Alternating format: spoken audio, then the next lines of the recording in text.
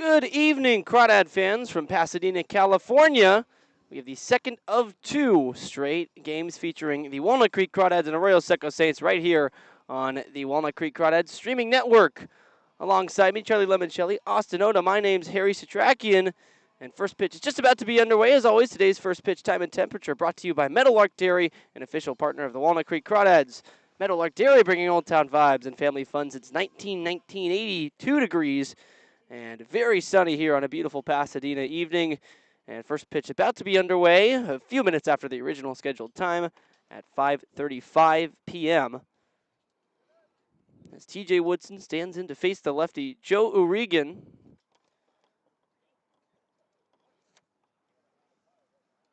O'Regan winds and fires to his first pitch is pulled foul by TJ Woodson.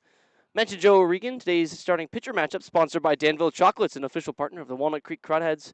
And again, for Arroyo Seco, it is Joe O'Regan, the lefty, who is just having an unbelievable summer. He's really enjoying it so far, making the fifth start, 2.95 ERA, second pitch of the game, up 0-1 against Woodson's a changeup that fades outside.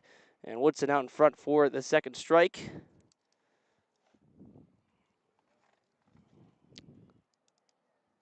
First pitch was officially at 5:38 p.m. And 3 minutes after the original scheduled time. Next pitch, another changeup. Woodson half swing goes around. He's down swinging to start things off for the Crawdads. Going to be tough to deal with the lefty, but the Crawdads line it up like this against him. It's TJ Woodson, Daniel Pulasic, and Joe Coupland here in the first inning. The first three due up, I should say, with Bryden Bull cleaning up, Kevin Parker batting fifth, and Sutter Moss DHing and batting sixth. 7-8-9 goes Cam Taylor, Elijah Ramos, and Shane Aldridge as Pulasic takes the first delivery from the lefty outside for a ball. He gets ahead 1-0. Pulasic hit yesterday in 5 tries. O'Regan working very quickly and fires a nasty breaking ball that Pulasic swings through. Defensively for Arroyo Seco, a bit different than yesterday. But hold that thought, O'Regan already coming with his 1-1 delivery. Pulasic shoots it the other way past third. That's Freer over there. It gets down and in the outfield for a base hit. He's on first. That's exactly what you're going to have to do against a pitcher like O'Regan here, Harry. Everything moves really well for the left-hander of the Arroyo Seco Saints.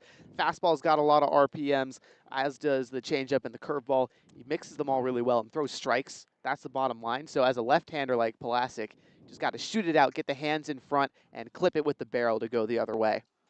So now Joe Coupland in for just his second at-bat on the season, first start of the year. Came in for his first action a couple games ago, smacked a double his first plate appearance here in the CCL in this summer. Takes ball one inside. Defensively for Arroyo Seco, left to right in the outfield, Shear, Nguyen, and Panarese. And on the infield, mentioned Jacob Freer over there at third. It's Flores at short, ML at second, and Late at first. The next delivery is a slow breaking ball that catches the outside to Coupland. He takes it for strike one. Behind the plate, it's Nick Nashiwa catching the lefty Joe O'Regan.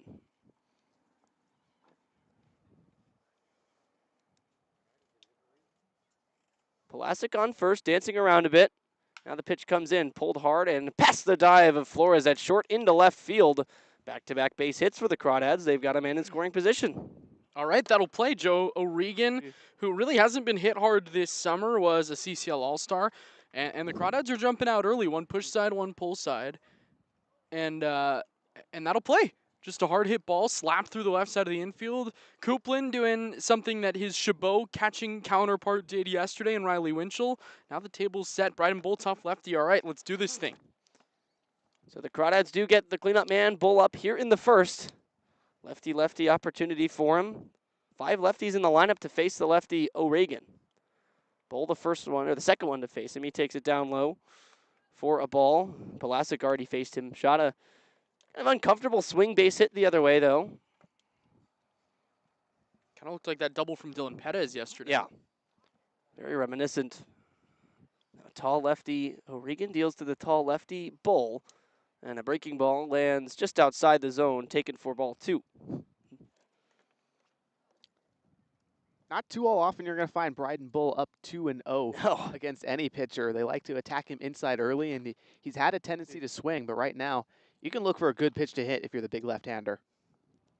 Bull usually very aggressive. I like the patient approach, getting himself in a good count now, 2-0 with 2 on. Nice front door breaking ball taken for a strike, 2-1. 4-pitch guy is Joe O'Regan. Four-seam fastball, throws that curveball that you've seen a couple of times already, and kind of a big velocity difference. Really slows it down. It's about 13, 12 miles an hour off the curveball on average. He also throws a cutter and a changeup mixed in. Changeup pretty rarely used, but it's a lot about the four-seam and the curveball. That takes the vast majority of deliveries from Joe O'Regan. A lot of what you're going to see. And really hard to get hard contact off of this guy. Not a single ball hit over 100 miles an hour, or 95 miles an hour against him so far this season. Bull ahead 2-1, maybe a decent count to do so. Here's the delivery. It's swung on and missed, but dropped. Looked like maybe a foul tip, but instead no. It's just a swing and miss. Nishi with a catcher couldn't come up with it, but no runners advance. Pulasic stays at second. Coupland stays at first.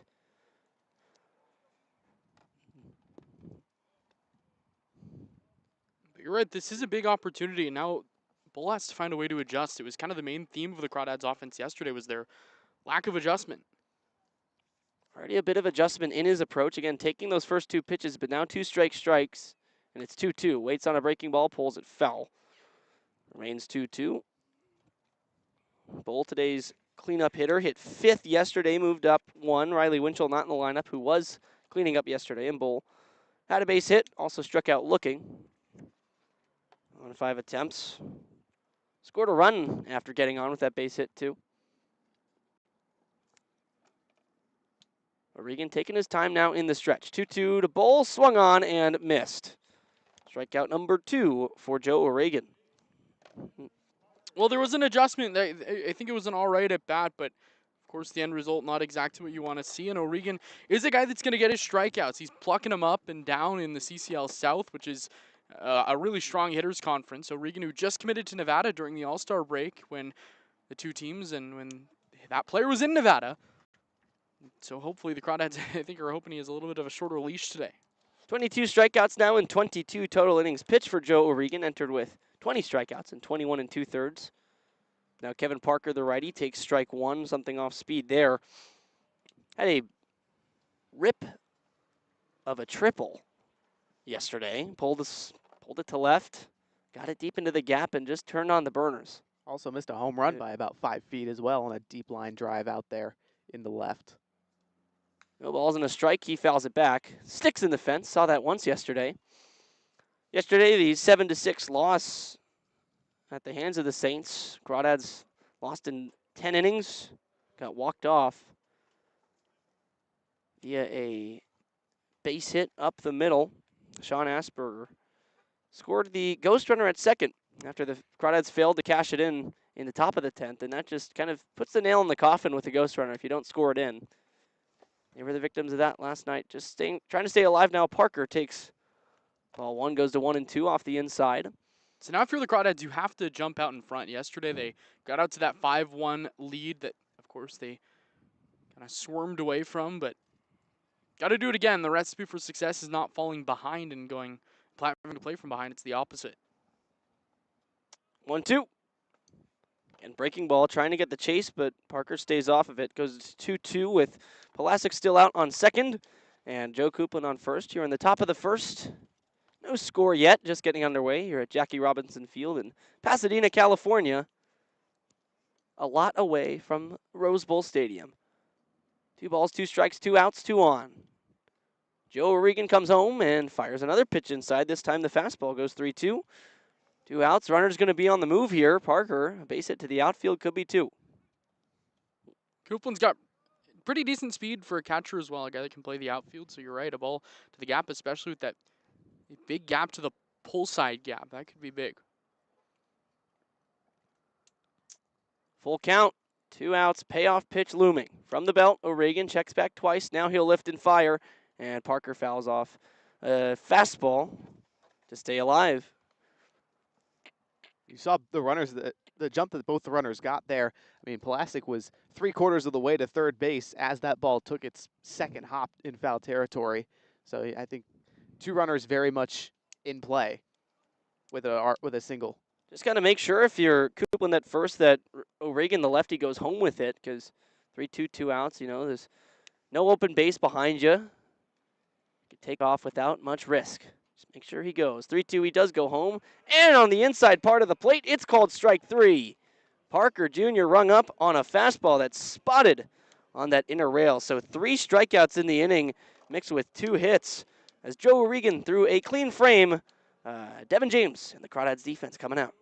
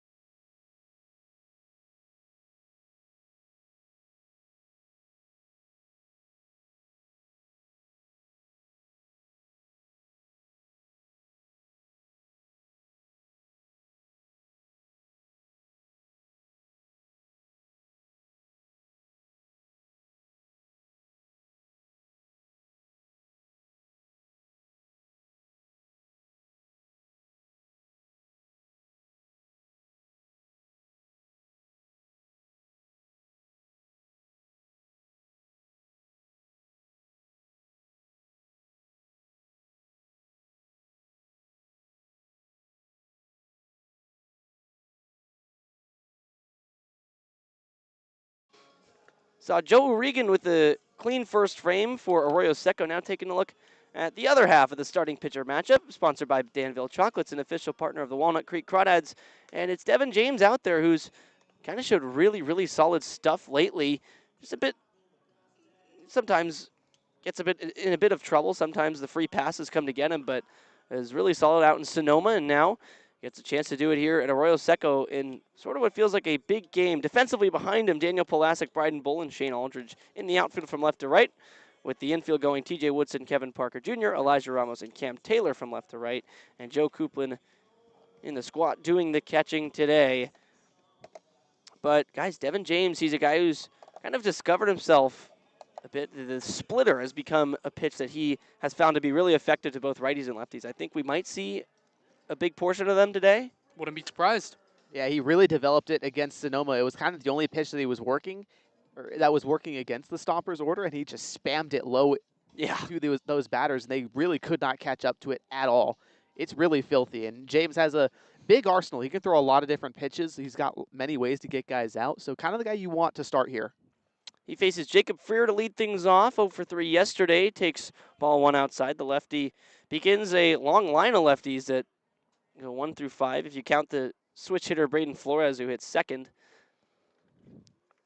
James delivers. Their fastball just inside. 2 balls, no strikes to start his day. Jacob Freer, Braden Flores, and Zach Late lead off the lineup for Arroyo Seco. Lefty, switch, lefty. 2-0, slider inside, 3-0. So James, 3 straight pitches, 3 straight balls. Not how you want to get started against the leadoff man.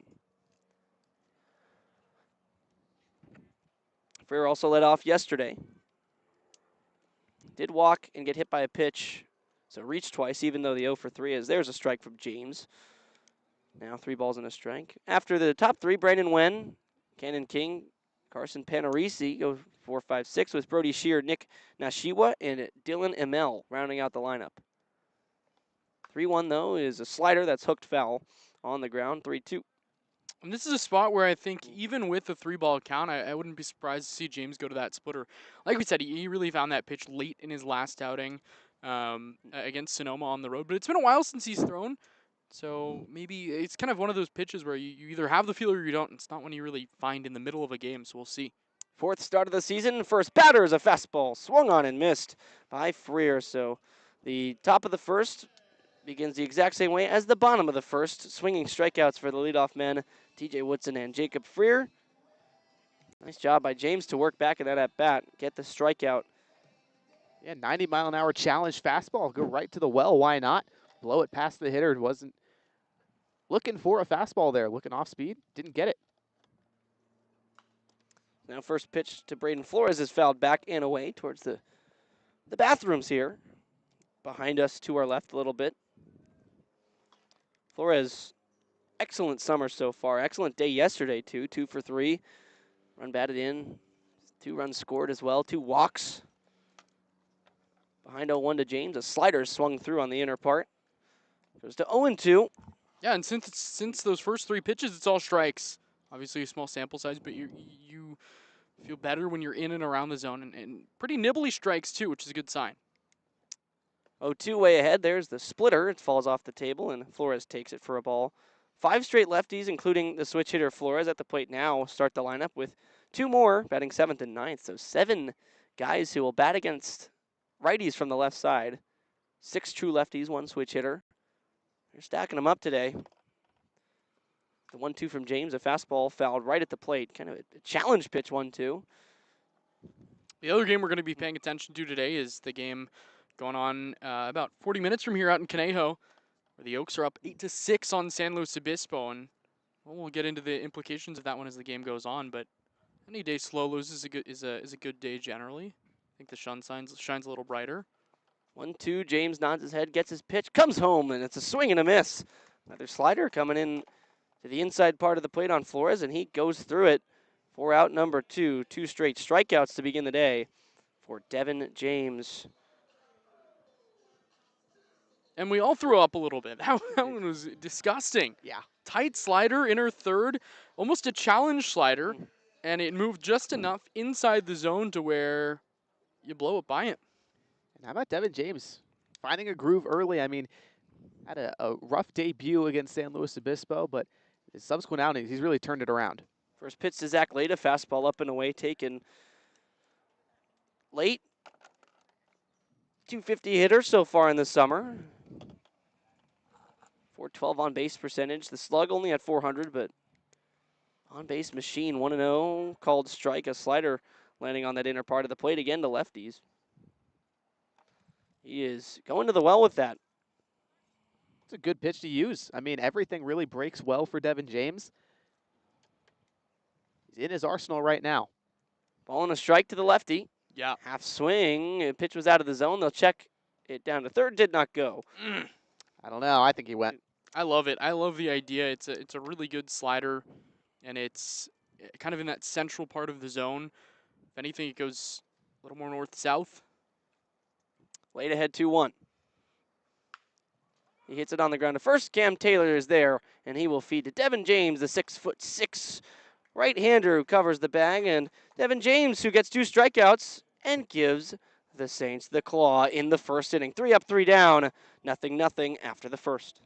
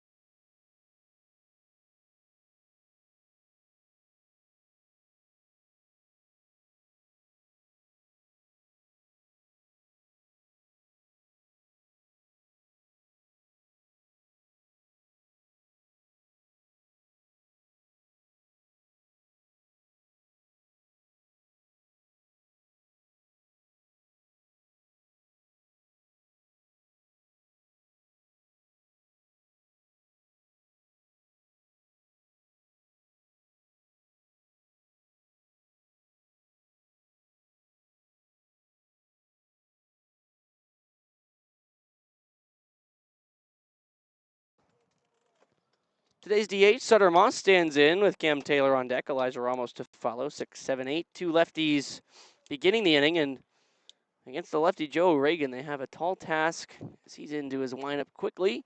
And he fires strike 1. Fastball outside corner at the knees to Sutter Moss, who didn't play yesterday, but 236 hitter on the season, 455 slugging as O'Regan working very quickly. Curveball falls outside. It's funny, he works really quickly from the windup, but then in the stretch sort of was taking his time a bit more. Hope you didn't have a point to make because he's back throwing another pitch. 1-1 to Moss. At the knees again, strike 2. I was just going to say maybe it's a comfort thing. Guys generally more comfortable in the windup than the stretch, and so he's getting it, he's going. Stretch maybe thinking a little more. Letting us think a little less.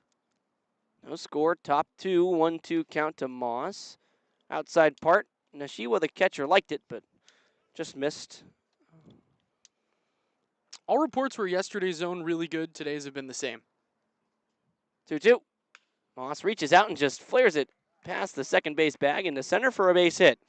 Nice piece of hitting, down 2 strikes, and the Crawdads once again have a runner on early in an inning. And by the way, the reason we're tracking that Conejo slow game, of course, because slow right on top of Walnut Creek in the North rankings, the North standings, and if slow were to lose today, if the Crawdads were to win, Crawdads regain first place.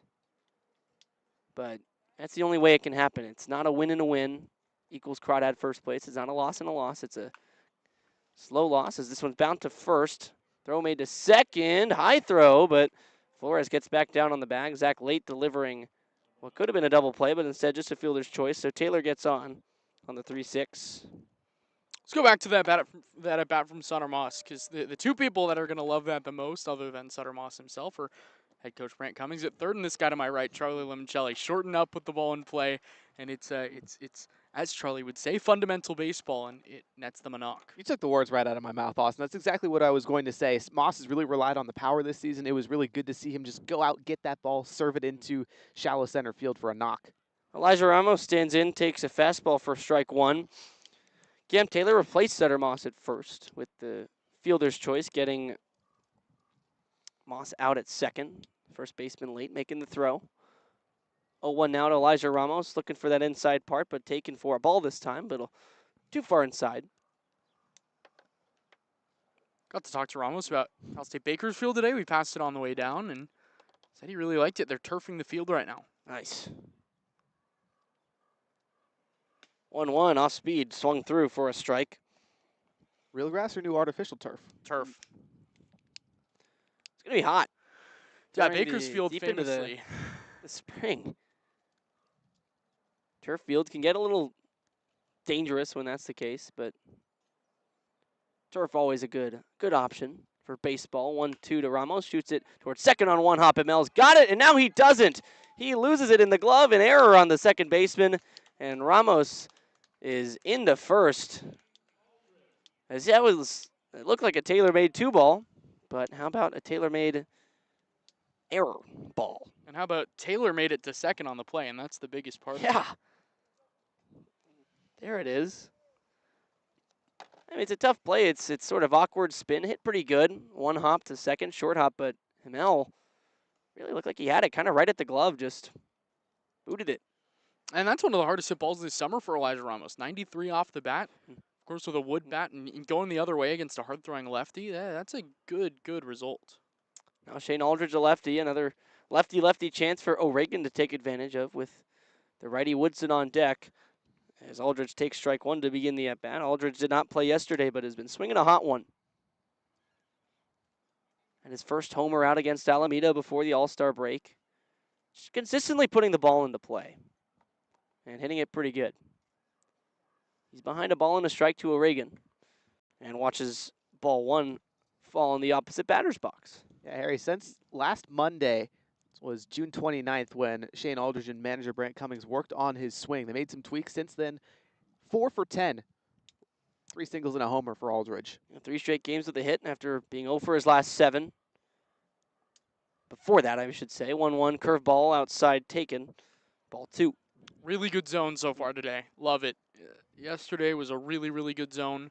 Today he hasn't missed a call. Shout out to the umps here in the CCL South. You know, Zirkle prior to the game, we're talking about just umpiring in general, and he was equally complimentary about the zone yesterday. We were both on the TrackMan dashboard. He was seeing the same as we were, that it was accurate. 2-1 to Aldridge, another curveball outside taken.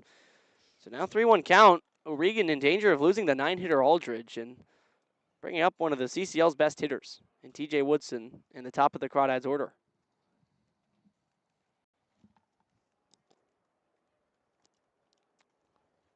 Three and 1, Taylor on second, Ramos on first, good speed. Aldridge goes after it. Another chance for Amel at second. This time makes the play. Throws it to second for one. Back to first. Flores completes the double play. It's in time. And just like that, the 2-ball ends the inning. What looked like a promising inning. But anyways, Crawdads scoreless through their 2 offensive innings. Now Arroyo Seco coming up for their second.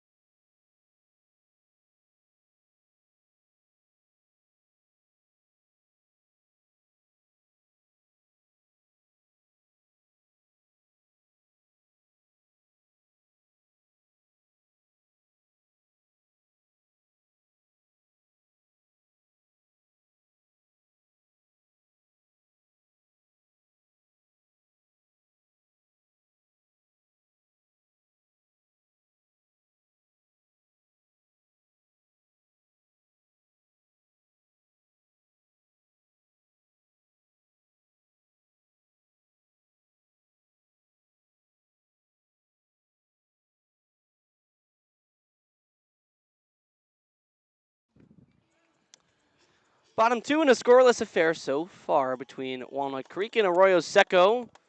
The Saints picked up their 8th win yesterday over the Crawdads, of course. Crawdads, their 6th loss, just 6-3 on the road now. So for the Crawdads, so still a really solid road record. As Brandon Wen goes after the first pitch, and it's to Taylor, who takes it deep in the hole, gets it back now, tosses it to Devin James, and he leaps up and comes down with it onto the bag. Nice play from the 6'6" pitcher. Back-to-back 3-1 putouts. And that looked like Cam Taylor was tossing up an alley-oop for Devin James. That it did. How about that?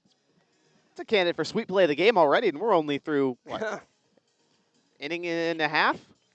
Not too many candidates so far, I should say, just because there's been so many strikeouts. So, yes, I'd say that's definitely the first candidate of the game, and a leading candidate. So now Cannon King in. He watches a ball inside, a breaking ball from Devin James, taken by the designated hitter today. 317 average on the season. 431 on base. 583 slugging. Really, really good numbers so far. Right where you want to be. Those are the Hall of Fame landmarks. 300, 400, 500. 1-0 to him. A slider that catches the zone. Taken for strike one. Yeah, what is it that that foolish baseball says? 3-4-5, real smooth. Yeah. Right? The 300 average, 400 OBP, 500 slug. Cannon King, CCL Hall of Famer. Exactly. 1-1 to King. A big swing and a miss out in front of the split from James. That's well thrown. King, who did strike out twice yesterday, in danger of another one here.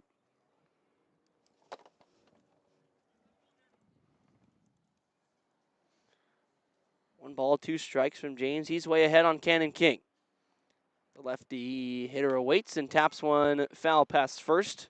1-2. Joe Poznansky, also sports writer, wrote the Baseball 100, which I read, is his rankings of the 100 best baseball players of all time. He identified at the start of the book, before he started ranking them, just some terms to look out for and things to know before. And one of the things was that 300, 400, 500 slash line is where you'd kind of expect a Hall of Fame player to be. It's the 1-2 up and away. Where was Cannon King on Joe Poznansky's top 100? Well, he was not on there, but he qualifies for it because someday. Because it's not just like this. It wasn't just MLB; it was baseball. Really? Yeah, all of baseball. That's cool. It was mostly MLB dominant, but 2-2. Cannon King takes strike 3. Slider catches the inner corner of the zone. A beautiful pitch by Devin James, who's now racking him up. That's 3 strikeouts. Devin James looks in the zone right now, guys. I mean, everything's pretty much finding the strike zone. He isn't wasting too many pitches, doing it really efficiently. The spin rates are up. I'm really liking what I'm seeing out of the big right-hander. He's looked as good as he's looked all season. the 3 pitches really working for James as he works quickly now against Carson Panarisi, who watches a fastball in there for strike 1. 90 miles an hour for Devin James. He can get up to 91, but you'll see him very consistently in the high 80s. So he's a hard thrower, still very young. Oh, one slider swung and missed.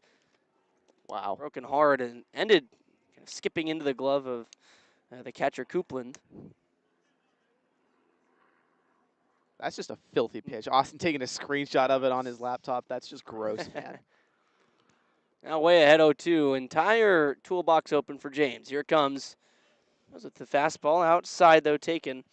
Kind of pulled it, but still have some pitches to work with. Up 1-2. James will be a sophomore at Sac State. 14 games as a freshman. Hit 1-2. Slider.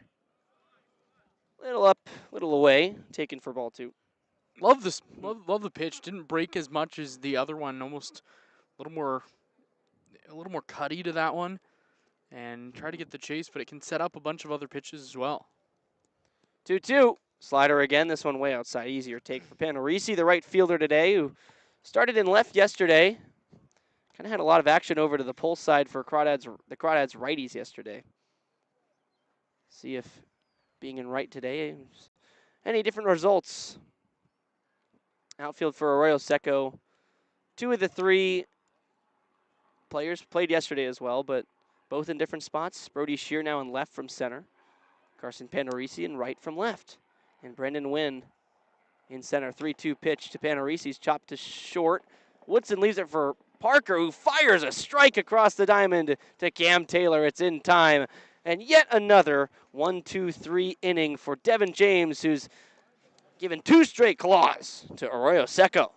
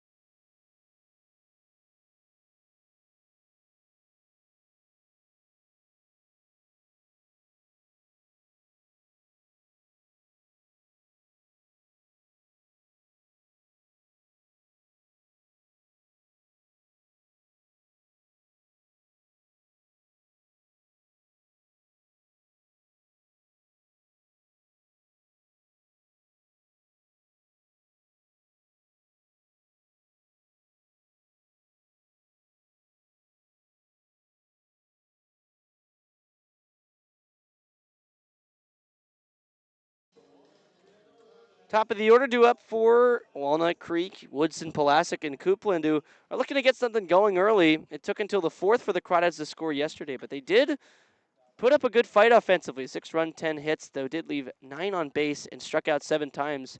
But those 6 runs have been a really comfortable mark. It's just the second time all season the Crawdads have lost when scoring 6 or more, excuse me.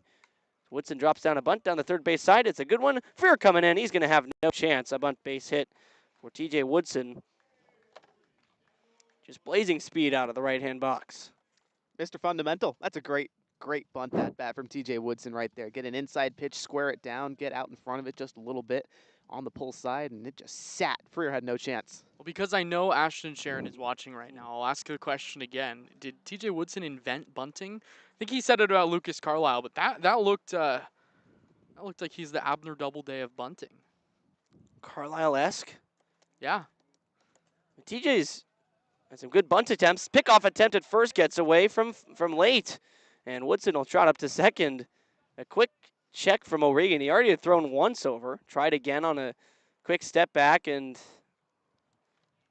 wasn't that bad of a throw. Just a bit low, crossed up late, threw it a bit hard. Early. So that's going to be an E1. Well, now if you're, Did you say early? Yeah, Oh he my did throw it a gosh. little earlier than he was expecting, and they are going to give the error late, and I think that's I the think right that's call. right. Yeah, I wouldn't be surprised now if Pulaski squares to bunt. Third baseman Freer kind of shaded in, also angled towards first base. His right foot a little closer to home than his left. Pulaski not showing sign of bunt and takes a curveball for a ball. Man, this is a really good zone right now. I'm kind of, you've gotten every call right so far. Maybe we just had to get to the south before mean- we saw it. You said it, not me. Agreed. Ball no strikes. Pulaski had a base hit his first time. Another one of those would probably plate the first run. Speedy Woodson on second. 1-0 pitch taken for a strike, a fastball. Belt high, outer part of the plate. And now Jacob Freer and maybe Arroyo Seco as a whole is kind of learning. That third baseline is the Crawdad left-hand haven. That's where they love attacking, and so they're giving them the 5-6 hole. Breaking ball, shot back over Flores' head at short. It'll get down. Now Woodson coming home to score, though. Wen has a short throw to home, but he sails the catcher. And now Pulaski up to second. Woodson scores a run. Pulaski delivers another base hit to score the first run of the day for Walnut Creek and the first run of the game. Looking like another guy that could have the nickname Danny Dimes, just dropping that one right in the bucket. Just overshoots Braden Flores, but this is a sport you love to do just that. Perfectly placed by Pulaski, moves up to second on the throw. Now do it again. Coupland, great at bat his first time up. Let's make it happen again. And he kind of tried to go to that 5-6 hole. The third baseman, Freer, was playing in. Flores, the shortstop, was holding the runner on, so it was wide open. Now Joe Coupland takes a strike at the first pitch he sees. TJ Woodson started the inning with a single, came around to score on Daniel Pulaski's hit just now after Woodson advanced to second on an error by the first baseman, Zach Late. 0-1 to Coupland's, fouled right back. A grunt from O'Regan off the mound. 88 out from the left side. That's some pretty good stuff. I almost couldn't tell if that was O'Regan or Coupland with the grunt there. It almost sounded like Coop as he was swinging the stick. That went out, and that was a big, hefty swing. He's got some good bat speed. He did take a big swing, but now he's got to protect here, but swings and takes strike three.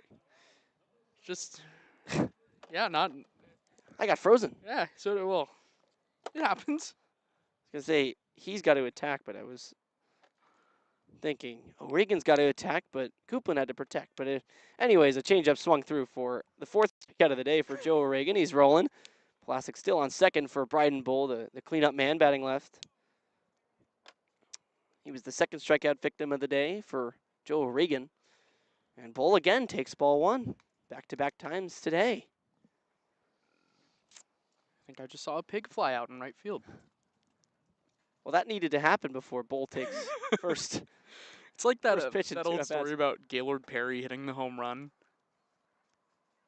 1-0 to Bull. What is Grandpa talking about? Fastball taken for a no, strike. no. Remind me, I've heard this I story. but- forget exactly what the story is, but it's something along the lines of, I want to say it was like Alvin Dark, the Giants manager, and he said something about like, something will happen. A man will land on the moon before Gaylord Perry hits That's his right. first career home Yep. run.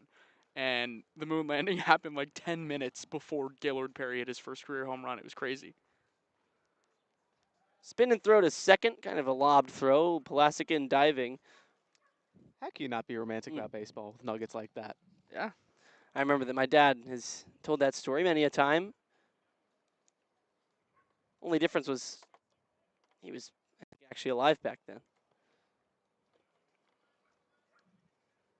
1-1 to Bull, taken in the dirt for a ball.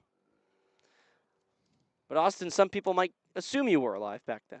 Okay. I was talking to a friend today, an older friend of mine, and he used to always say that when he was in college and we'd make fun of him for being old, that he got self-conscious about it, and I didn't understand it, and now I do. 2 balls and a strike. Bull ahead. The lefty waits and takes strike 2. Well, summer ball is a young man's game, as they say. Well, maybe not for the Crawdads. True, considering Ryan Ellis is the Ryan best hitter on Ellis, the team. Cam Taylor, Noah Zirkle. Ryan Delaney, Yeah. Cody Perry. KP. Well, Bryden Bull at the plate has not played a game of collegiate ball in summer yet, and in spring, I should say, but swings through the 2-2 delivery. A breaking ball had him out front. 5th strikeout of the day for Joe O'Regan already, and the 2nd strikeout for Bryden Bull. He's the first to go down twice. That'll bring up Kevin Parker Jr., also struck out. He was the 2nd of 2 back-to-back to end the 1st inning, but the 3rd of 3 in that inning overall. But with Pulasic on 2nd, run-scoring opportunity. He did have Pulasic on 2nd his first time up. The Crawdads now lead 1-0. And a breaking ball lands inside to Kevin Parker. KPJ takes and is ahead 1-0.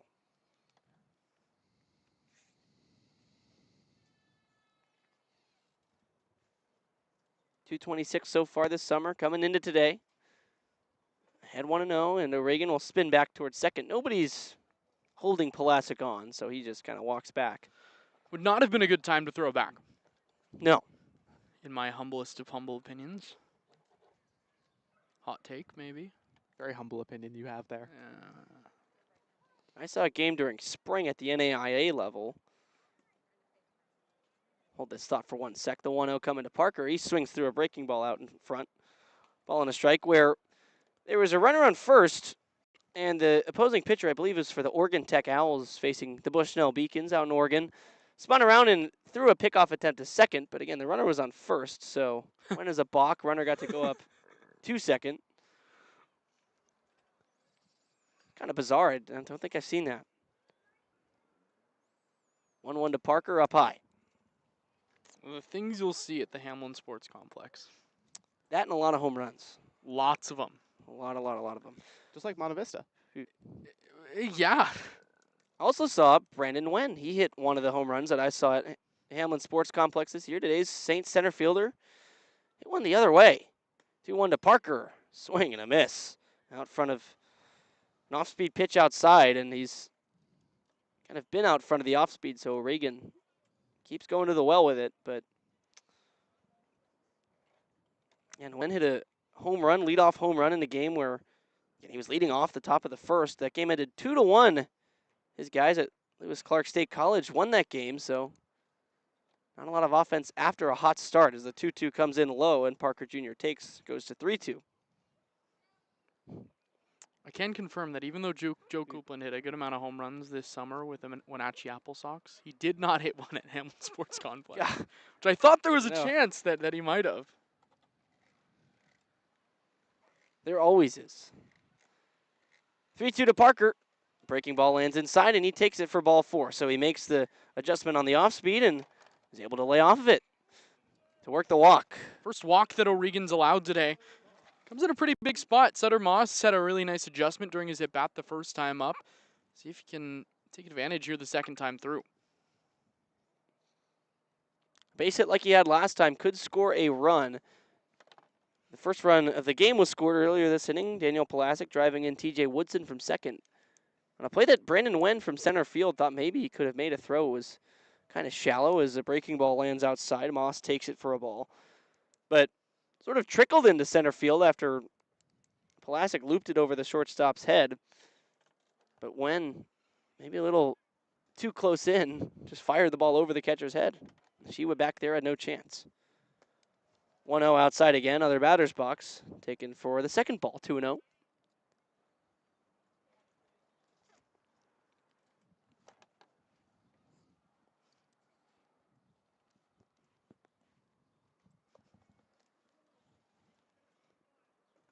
Flag in center field, very loops, not blowing around. Very calm day here at Jackie Robinson Field. The 2-0 is down low in the dirt. Moss has really not gotten a competitive pitch yet. This is not the O'Regan that we're used to seeing. He hadn't walked a batter before. Kevin Parker Jr. struck out 5 to that point. And in this summer, 20 strikeouts to 8 walks. Only about a walk every 2.5, 3 innings. Now it's a chance to load the bases for Big KT. Cam Taylor on deck. And Sutter Moss might think about swinging here. He was hitting balls that almost went over the protective netting out in right field during batting practice. He was hitting some homers. 3-0 instead. It's a Fastball perfectly spotted on the outside. It's a good pitch to not swing at, 3-0. That's a pitcher's pitch from O'Regan. But now Moss still in advantage count, 3-1 with 2 on and 2 out. Crawdads have 1 in this inning and lead at 1-0. The pitch. Outside corner again for strike 2. Moss keeps the bat on the shoulder. Basically the same spot. That one even closer to the zone than the one prior. And O'Regan taking a little extra time to find his groove, but now the runners will be going. Ball in the gap, all right. Make something happen. Put up a crooked number. A lot of speed with Pulasic on second, Parker Jr. on first. Here's the 3-2, a slider, outside taken. 4-4, he's walked the bases loaded all of a sudden. Really, really nice at bats today from Setter Moss. He makes the adjustment the first time, and that's the thing that had really been plaguing him to this point this season is he's a guy who pitchers, I'm not going to say they want to walk, but it's not like they want to face him. But when he chases, I mean, of course it's going to be easier to face. So doesn't chase this time, is selective even with the 3-1 count. That's big. And then, of course, the adjustment the first time is big. And now Cam Taylor, I like this spot for Big KT. He's looking to find his rhythm this summer, and he likes good velocity. Well, this is a guy with some velocity. It's a guy that'll throw him a strike as well.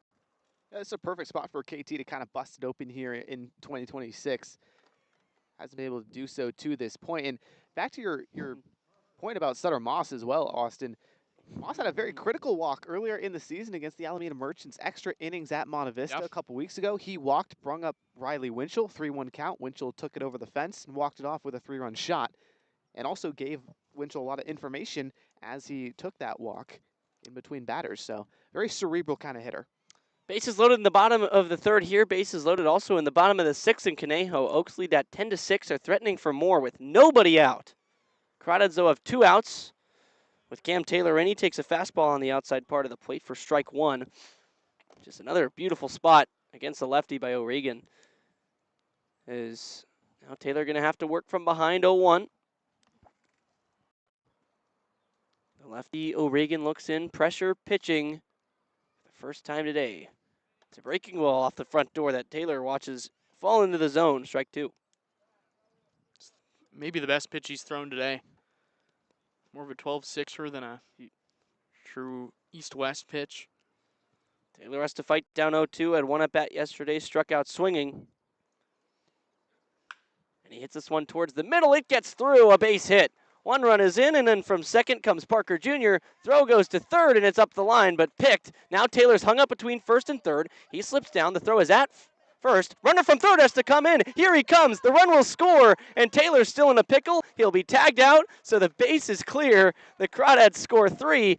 We'll figure out the scoring on the pickle play, but all 3 come around on a defensive miscue by the Saints. They had to throw that ball home once Moss started coming in, but they didn't. So the Crawdads will take it. They get 3 in the inning and now lead it. Or they get 3 there, get 4 total in the inning and lead it 4-0.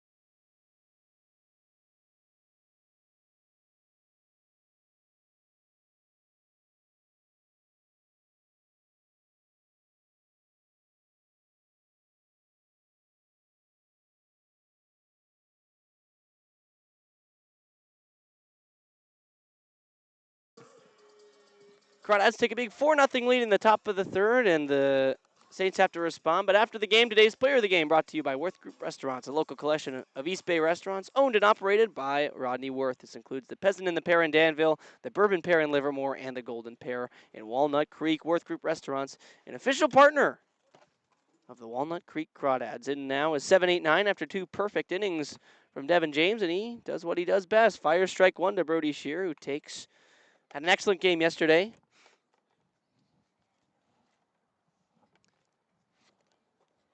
2 for 4. Behind 0-1 on James, and this one off speed kind of floats in, popped towards the right side and out of play towards the stands here. Viewers getting out of the way. Yeah, Devin James, let's talk about it. He's been just excellent and doing it with all 3 pitches. They are on point today. I think the slider might be the best of the 3 right now, and that's good because he's got really good feel for the splitter as well, but can play them off each other well. Now ahead 0-2, and the slider comes in, almost hits the front foot of Brody Shear, but he takes for a ball. Again, I mentioned Shear yesterday was 2 for 4, his first start of the summer. After getting an at-bat before, it's 2 for 5 overall in the season. Had a double, scored a run, but yeah, that slider, it's working against the lefties too. He's going to see mostly lefties this outing, so why not just trust it? It's a 1-2 fastball just beneath the zone. Taken by Shear, good take on 1-2. Wow. Good take, good pitch, just good baseball. Throw the splitter in that exact same spot now. 2-2, or the slider gets the swing and the miss for strike 3. Devin James, another front foot slider working perfectly against the lefty. That's 4 strikeouts for Devin James. Well, his last outing up in Sonoma, he set his career high with 5. He tossed 3 a couple times this spring at Sac State, then chucked 5 his last outing on the road. Now back on the road, a road warrior. There's a slider to Nick Nishiwa. He is riding that pitch, taken for strike 1. And again, he's facing a lineup that's got 7 lefties, so you'd think maybe the fastball splitter, which would break away from the lefties, would be the go-to secondary pitch, but no, it's been the slider. Now a 1 just misses out and low. Goes to 1-1. This is easily the best Devin James has looked this summer. You can make an argument this is the best that any Crawdad starter has looked this summer. Yep, I was going to say. 1-1, slider just missing outside, 2-1. I go back to Hudson Aber's first start, in which he kind of had a similar level of command with all pitches, fastball, slider, also his changeup working well. This is very reminiscent of that. 2-1 pitch, swing and a miss. Brought something off the changeup. Ew. Split, I should say. Type of changeup, but yeah, just had Nishiwa way out in front. Now 2-2, James into his windup. Nishiwa takes the ball in the dirt, skips up off of the catcher Coupland. So a 3-ball count, just the third of Devin James' day. Hi, Brendan Clisby. Hey. We'll see you soon, bud. The Clizzard. Good dude. What a guy. Got the shin guards on. He robbed a home run in BP today. That was awesome. Now James 3-2. Payoff pitch in the dirt. First base runner of the day for Arroyo Seco, though. Still remaining hitless through 8 batters. It's the second time that's happened in, what, about a week? Yeah. It was the last time the Crawdads were up in Sonoma. Yeah. But now just has to go to the stretch for the first time against Dylan Emel, who did not play yesterday, starting for the 14th time of the summer. So sort of a rare off day. Came yesterday, time to rest, but a very effective hitter so far, 313 on the summer.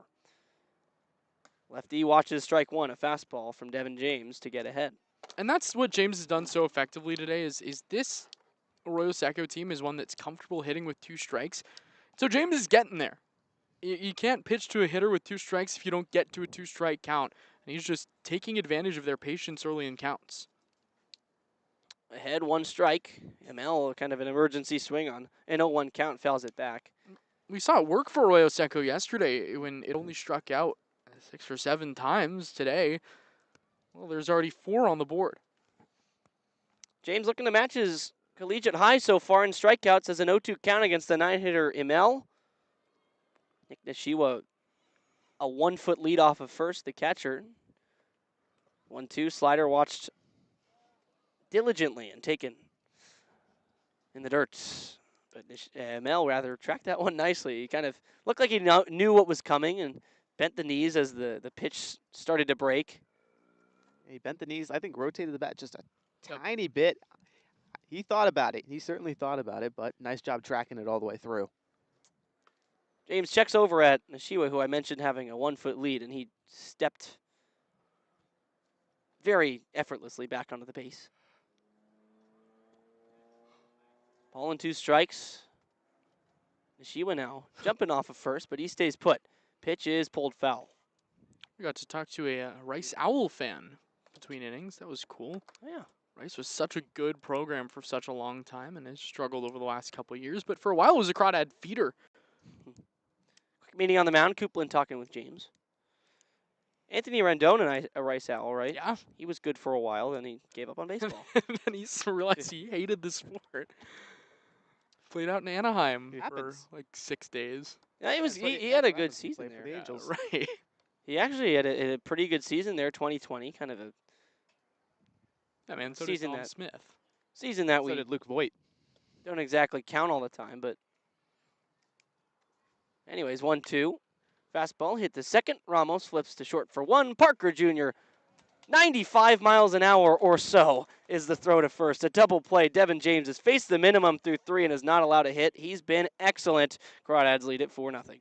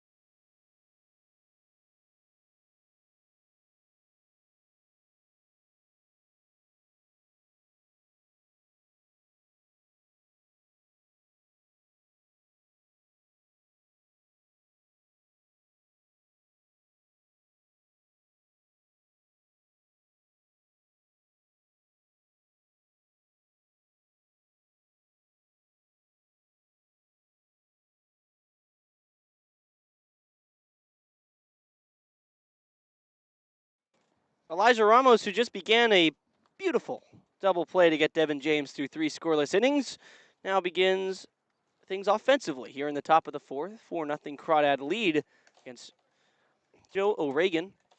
Fires a ball to Ramos. I keep almost calling him Joe Rogan. That's not right. No. Definitely not right. No. But O'Regan winds and fires. 1-0 to Ramos. Hit out to short on 2 hops. Collecting as Flores on the run. He throws to first, and play is made. Nicely done. Nice play. You know what else is nice? The crumble cookies we got between innings, and I Yes. believe, in the spirit of myself and Carson Mercier, I think we should do a little on-air taste. Let's do it. Thank you Charlie, to go ahead. Tracy All right, Cummings. Thank I've you. got whatever this one is. Hopefully snickerdoodle. Looks like chocolate chip. Some kind of brown sugar. Good. Good. Good out of 10. Shane Aldridge grounded into a double play last time. First pitch takes a strike. Austin, yours looks like kind of like cookies and cream. Yeah, Got with chocolate base, right. vanilla frosting. 0-1 to Aldridge, shot high the other way, and very softly for Brody Shear, who stands under it and left. He gets out number 2. Top of the order now up. TJ Woodson, how was it? I mean, in the theme of crumble, just so much sugar. Sure. real sugar overload, but it's pretty good. The theme of cookies in general, right? Well, unless you go with the bad cookie. That's true. DJ Woodson up now. Mine is kind of hard to describe. It kind of looks like a carrot cake a little bit. Looks like cream cheese frosting. With Biscoff. Yeah, Biscoff in the top. Maybe butterscotch kind of flavor profile. Woodson takes the ball. There's only one way to find out. True. I think cinnamon, Taste right? it. It's got to be cinnamon. Cinnamon, yeah. Some. Sugar. Jabe, do you want the rest of this? I'm not gonna eat it. It smells cinnamony. Maybe like a campfire snack. 1-0 to Woodson. Popped up. Over towards second, now towards first. Late can't find it. Now he will drift to his right, and he does find it, and it lands in the glove. I'll take a bite of my crumble cookie during the break and let you know how it is.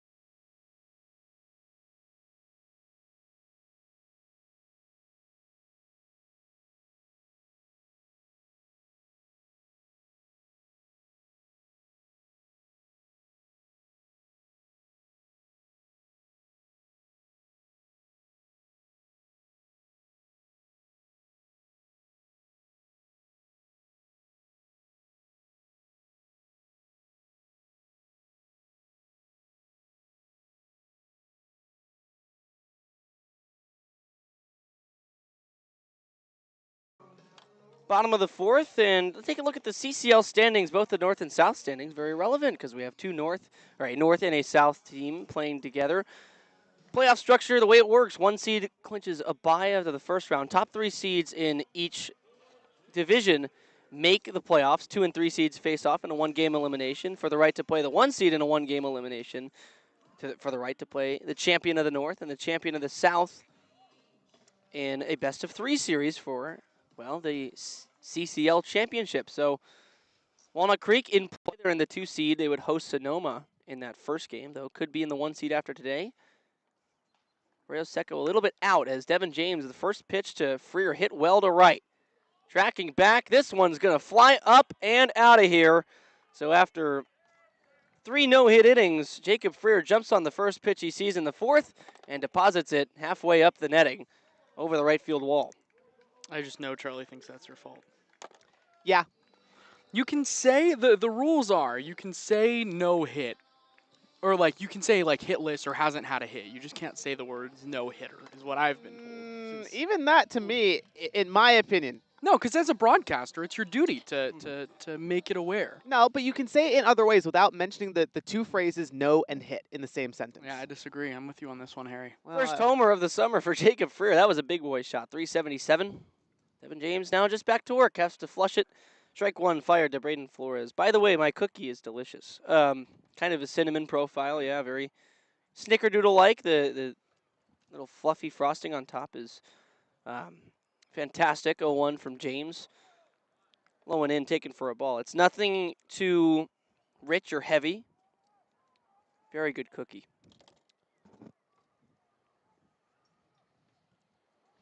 Reading the official MLB definition of no-hitter jinx right now. Ball and a strike's inside to Flores. Goes to 2 balls, 1 strike.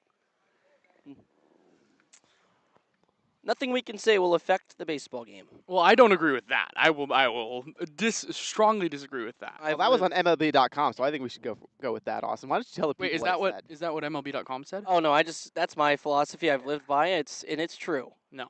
And it's absolutely true. Disrespect Because the baseball god, and the baseball gods will disrespect you. I've grown up and gone past that phase. Foul ball, by the way, pulled foul by Flores, the switch hitter, batting left. 2 balls, 2 strikes. He struck out his first time. Another one would be tied for Devin James' career collegiate high. He's got 4 right now.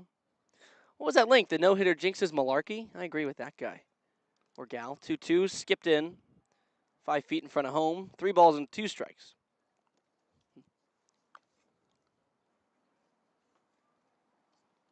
I do believe that as a broadcaster, you're allowed to say hitless or of the sort, especially again in the third inning. I like that the scoreboard says that the Crawdads have 5 runs right now. 2-2 pitch, backdoor slider, search for it and miss. So a walk for Flores. So after the solo shot, top of the order, maybe a bit of a better approach against James, as Freer and Flores had back-to-back strikeouts in the first. Now a solo shot and a walk to begin the fourth inning. Yeah, so it's saying that the nobody is allowed to say the words no hitter or perfect game while one is in progress. Nobody. No, but and I agree with that part. Seems like a violation of certain rights. As Zach Late pulls it on the ground, past the dive of Ramos, it's into right field. First pitch swinging, works out again for Arroyo Seco. Going first to third, Flores will be in there standing. So runners on the corners, nobody out. Well, and going back to that, I think more than the the jinx or no jinx, what I think it really is Arroyo Seco's made adjustments this time through. They knew Devin James was trying to steal strikes, and so he tried to steal a strike to Freer. Boom, 377 to straightaway right center. Late knew he was going to throw a first pitch strike. Boom, he rockets 104 through the right side. We'll see if Brandon Wen wants to jump on the first pitch. Did the first time and bounced out to Cam Taylor at first. Late on first with Flores on third. He does go after the first one and hits it into the right center field gap. This is all the way into the alleyway, and it one-hops the wall. 1 run scores, stopping at third because that ball hopped over the yellow line. For a ground rule automatic double is Zach Late. He probably could have scored, so Crawdads salvage a run in one way, but still are in a sticky situation. 2 on and 2 in scoring position with nobody out and 2 already in. 4-2 ball game. Devin James having trouble this inning. It's all your fault. Yeah. No, I have actually had one of the only things so here's the context for you, Charlie, is one of my dad's good friends. His name is Scott. Scott and I disagree about almost everything. Okay. In baseball. And I hear about a lot of these disagreements over text as well. And the one thing we agree on is that as long as you don't say the words no hitter or perfect game, you're good to go. I think that's just. I used to feel otherwise. But I'm sure there's going to be a lot of folks in our, or I would hope at least, that I'm not the only one. There's a lot of you viewers watching at home that also agree with me. You can't even say, you shouldn't be saying hitless or anything to do with hitless, perfect, anything like that. yeah, I think it's your duty as a broadcaster, especially when we don't have broadcast bugs that say runs, hits, errors. Well, it is, but at the same time, you should have to find ways to creatively what say would your way to be? spotless. Spotless means runs, in my opinion. Either way, we can continue this philosophical debate It later. can be decoded in different ways. Semantics matter. I think it's a good debate. First pitch from James, splitter, Cannon King goes through it. Well, there you go. You're hunting first pitch strikes. Cannon King knows that. Devin James knows that. The opponent is hunting it, so you bury a splitter. And that was maybe his furthest pitch of the zone this inning. And a splitter and a slider, 2 pitches that work really nicely off of a 4-seam fastball with the movement profile. So pitches that you can get away with kind of breaking out of the zone on a first pitch. Now 0-1, another one. Splitter swung through by Cannon King. Beautiful off speed. I want a little more zony. And, okay, so that sets up a bunch. You can also just triple up on the splitter if you really want. Try to get a roll over the infield playing back, knowing it's a 2-run lead. 0-2 pitch. James gets a swing and miss. He did triple up on it. The splitter one more time, threw it way low and a little less low, and now this one inside and low, and matches his career high in strikeouts, number 5 on the game, and most importantly gets the first out after 4 straight runners reached base.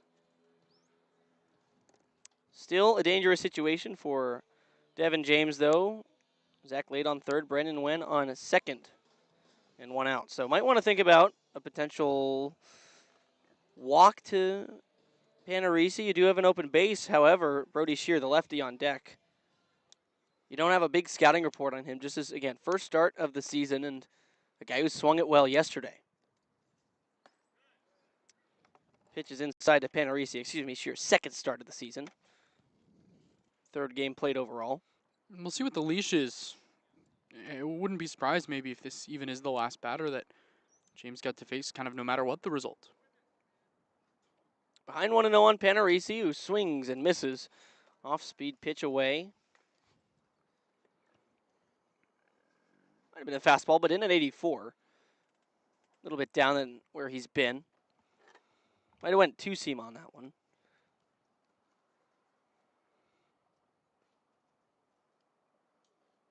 1-1 pitch. Slider bends in the zone on the inside part. Front doored it nicely. 1-2. I think the pitch before was a cutter. Here's some popping in the Crawdad bullpen. Noah Zirkle perhaps getting up and warm. We don't have a sight line on it, but he was the one who's kind of penciled in to be second today. It's a 1-2 on James. 2 runners in scoring position, 1 down. Tapped slowly towards third, but it'll go foul as Coupland collects. Right out to the left of home plate, behind the first base batter's box. Quick update for the Oaks and Blues game. 11-6, Conejo leads after 7 innings. 7th inning just wrapped up. 6 outs away are the Oaks from a win. The Oaks at 14-8, second place in the CCL South. 4 spots above Arroyo Seco, and for the Crawdads, 1 behind Slow. Only 2 ahead now as this is hit out towards right center. Hit pretty well. Bull will chase back and make the catch. Late will tag from third and score. Runner from second also tagging. Relay throw goes there, but not in time. Both runners move up, and it cuts the lead to just 1. And again, the reason why Conejo being up is so important is because if the Crawdads can hold this lead, hold the 4-0 lead they had an inning ago, they'll be in first place if Slow loses. But right now it's looking tough. Feeling a little reminiscent to yesterday's game. Yeah. And well, the scoreboard still says 5-2, which is 0 for 2. Yeah. Now it's got 5-3, but it's 4-3. I mean, I wouldn't complain. Devin James' first pitch taken by Brody Shear for a strike. Shear struck out. 4th time that Devin James struck out a batter was Shear's first at bat.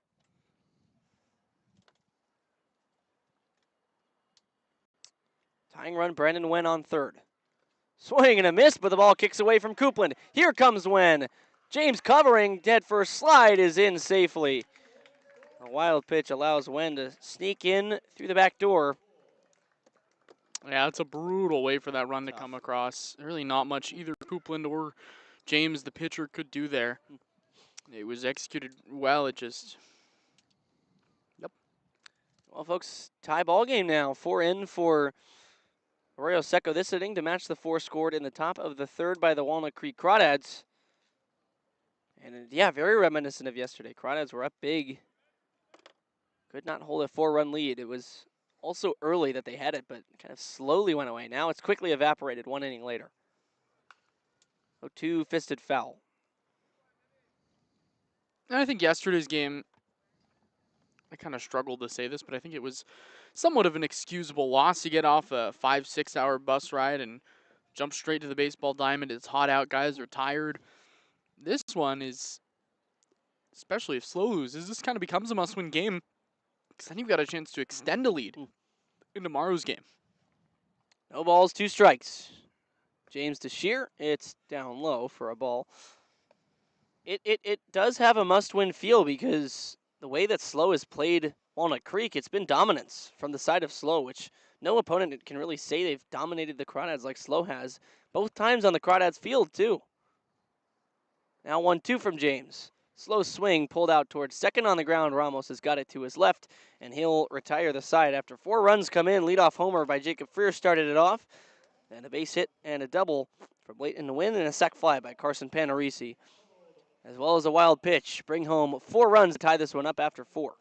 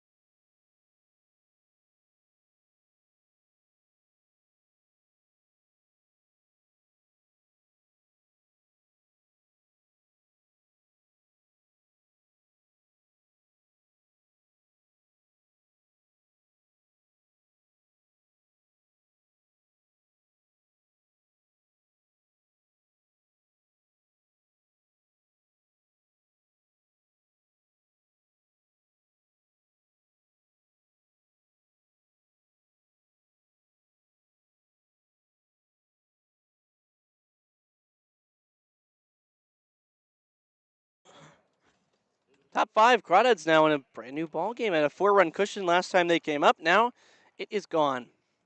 It is gone. The way 4-4. that so dumb. You're not dumb. Wasn't even on purpose. You're not dumb. It just came out like that. It did Oh, I sound got a pretty text from my funny. brother, Harry. You're not going to like this. 2, 3, 4 due up. Pulaski. Coupland Bowl. Pulaski takes ball 1. What's that, Charlie? My brother said whoever jinxed the team should walk back to Walnut Creek from Arroyo Seco, and I don't disagree. Harry 1-0 can't walk that pitch. far. Taken for a strike. Harry doesn't know directions like that. He just got his license. Would be a fun fantasy football punishment. 1-1 to Pulaski in the dirt.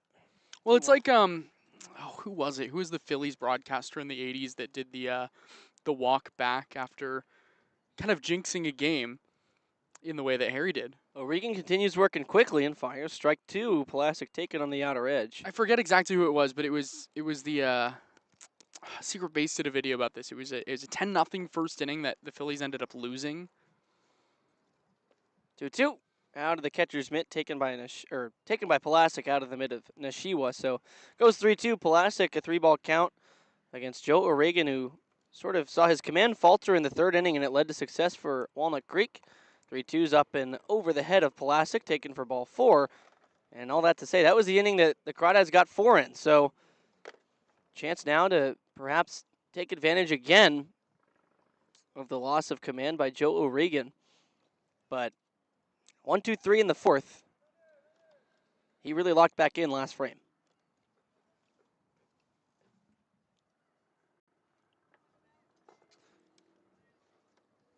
Joe Coupland, 3rd in today's lineup, has a hit. Pulaski bluffs a go. Coupland goes after the first one, pops it high up behind first and into foul ground. Zach Late has got it. Squeezes it with the right-hand mitt. I think the story goes that there was a player that had never hit a home run in his career and ended up only hitting 4 or 5, and they did some chart on home run percentages and how he had the lowest qualified home run percentage ever. He hit 2 home runs in a game to crawl back from a 10-0 lead, but the Phillies broadcaster said, if the Phillies lose this game today, I'll walk back from the road trip. Yep. And it ended up being a big charity thing. First pitch to Bull. Pulaski goes. Pitch kicks away from Nishiwa. Taken for a ball, so he'll have second base free and easy. What's your charity of choice for, maybe don't answer this, but you'll have to start thinking about your charity of choice for the For my walk back. for the walk to Walnut. Oh. Well, am I walking to Walnut Creek or Danville? That's a good question. Alamo. Concord, that's where the Alamo? bus Okay. meets. Right. Well, he didn't need the bus. So Could just be the walk to San Jose. Right. that won't count. 1-0. Bull, a big swing and a miss. 1-1. Coming up empty. Yeah, I don't know.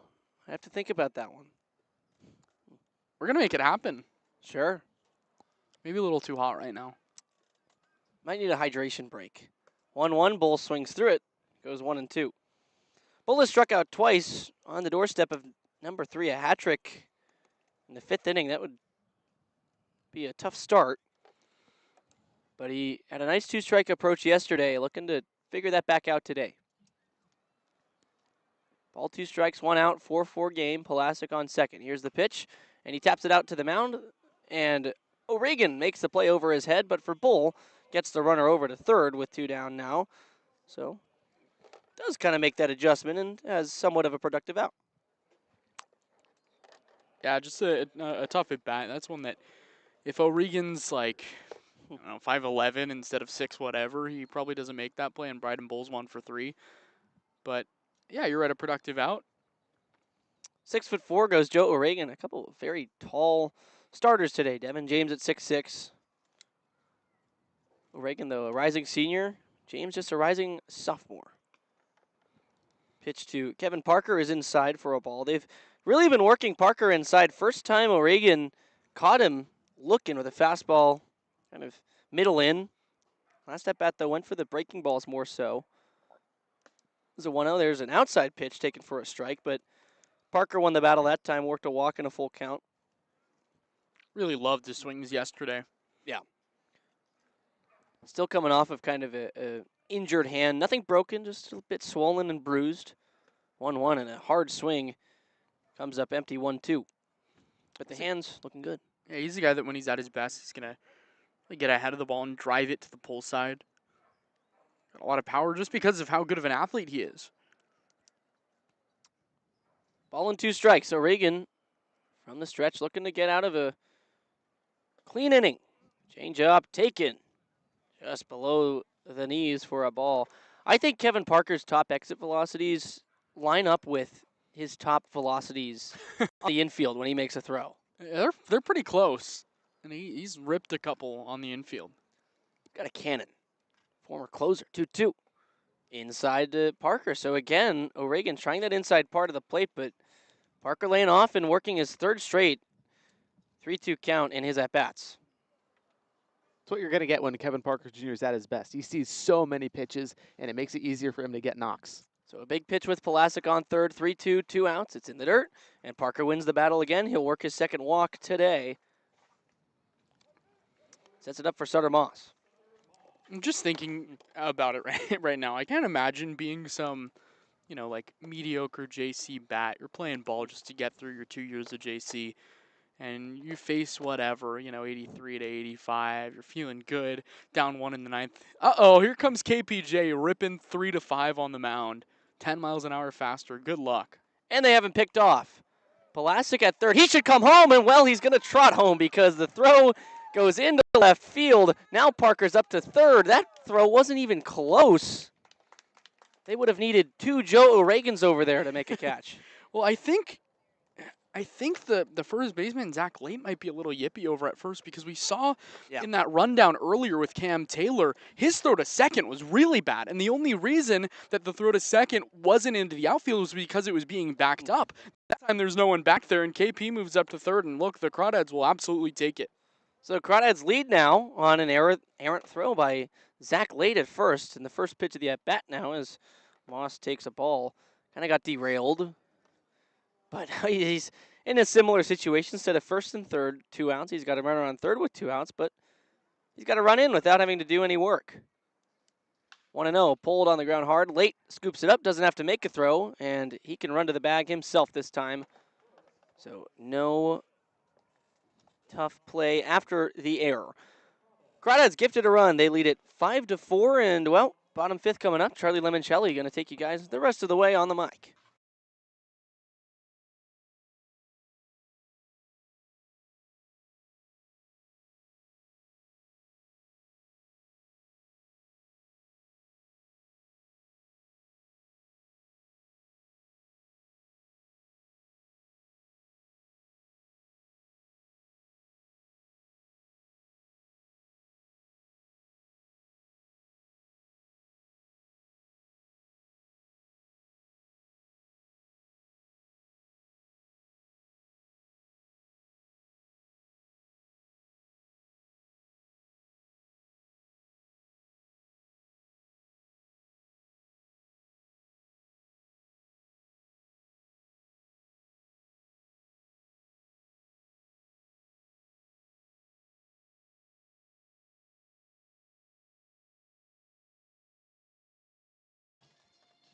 Bottom of the 5th, Walnut Creek goes to the bullpen for the first time today. Devin James, how about the start from him? 4 innings, 3 hits, 4 runs, all of which were earned, but 2 walks and 5 strikeouts. And if it weren't for that bottom of the 4th inning, Harry, where Arroyo Seco got 4 runs on 3 hits, James was really cruising, had 3 no-hit innings where he was cruising.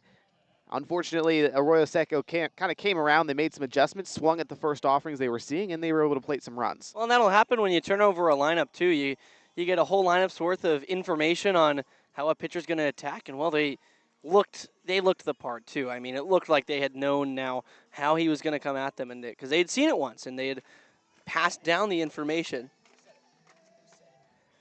So... And we just got a talking to from Devin James. To I told you, Harry, you shouldn't have jinxed it. Anyway, Noah Zirkle on for Walnut Creek. He'll come in to pitch facing 8, 9, and 1 due up for the Saints. I'll take it today then. Nashua, Emel, and Freer due up in this inning. And I think that's vindication for me, gentlemen. I guess so. You win this one. I do win I'll this take one. it in this one. If Devin James personally is going to come over and say I jinxed it, yeah, he's right. First pitch to Nashua. Foul back. 86-mile-an-hour fastball from Zerk.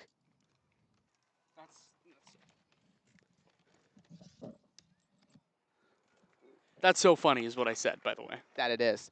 Sixth appearance this season for Noah Zirkle. 5 1/3 innings pitched. ERA 8.44.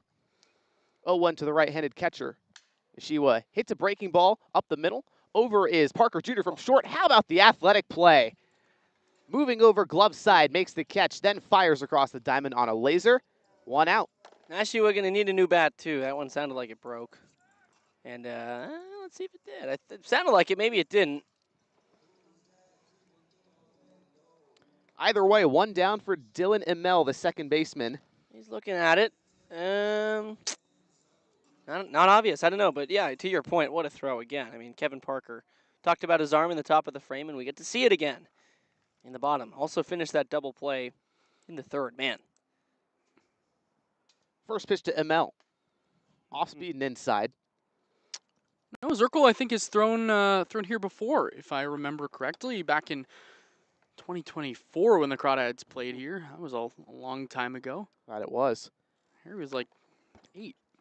1-0 from Zirkle. Another off-speed pitch bounces in the dirt. And So- you were like 30. Something like that. 2-0 to Emel.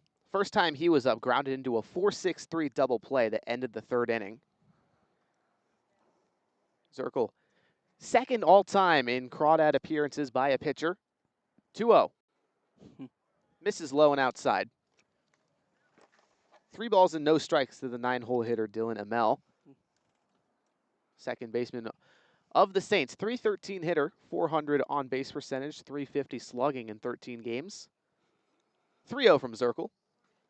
Fastball misses the outer third. 4-pitch walk.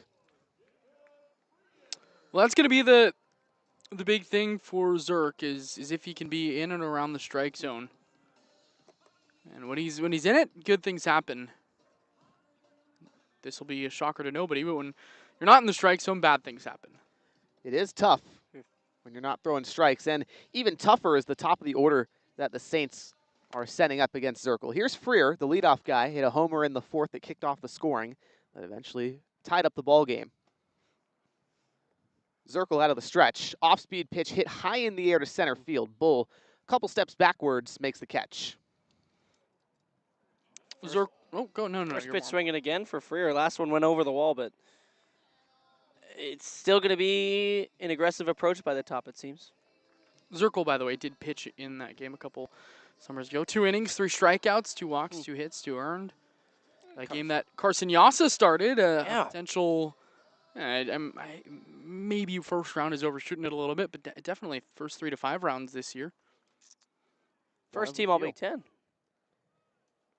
Here's Braden Flores, first pitch to him.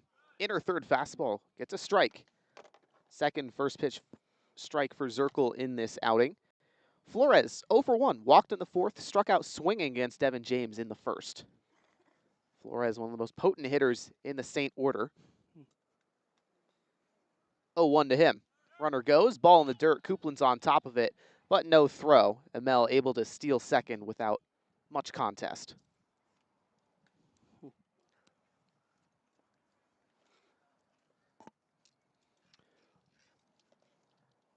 1-1 count to Flores, playing shortstop today.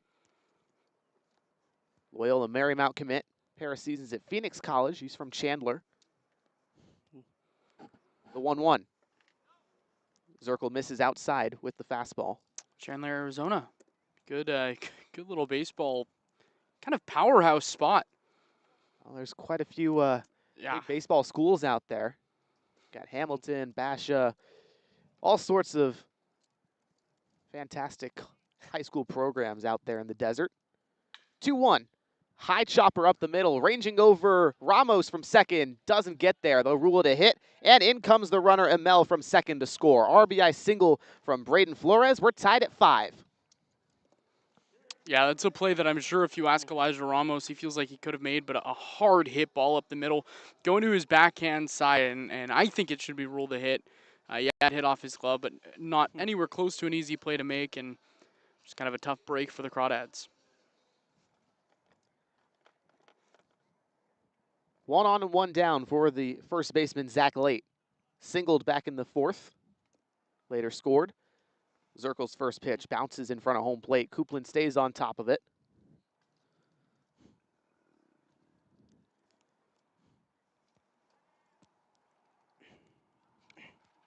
Waiting to see the official scoring on that one still.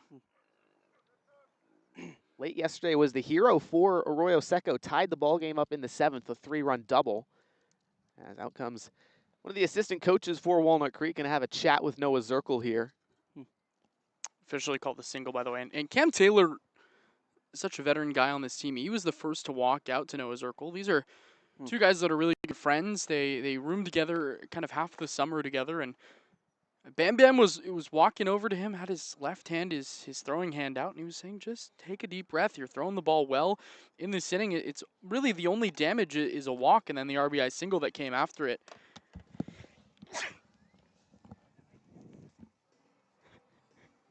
I fully just sneezed right into Harry. Wow. Yuck, man. I was trying to turn and it didn't work out well. No. Poor Harry, caught in the crossfire. I'm so sorry. Wow. You doing okay there? That was fun. It's like Splash Mountain here. Bit of a clown show here. Well, That's what we've got. Okay, you're welcome, by the way, because I was trying for your broadcast to not sneeze on the mic. So Thanks for so trying, sorry. bud. 1-0 from Zirkel to Late. Fastball flared the other way, left field hooking foul. 1 ball and 1 strike. This guy Austin is just never serious. So I had to sneeze. I'm like Harry yesterday, except I don't really have somewhere else to sneeze. I mean, fair I point. had to take the headset off. I was trying to turn, and it was You're just banned, kid. yeah. No, at least I didn't jinx a no-hitter today. True.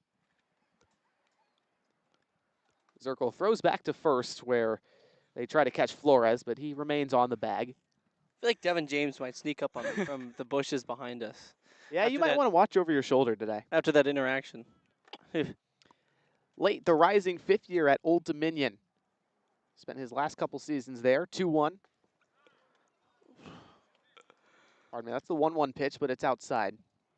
Makes it 2 balls and 1 strike.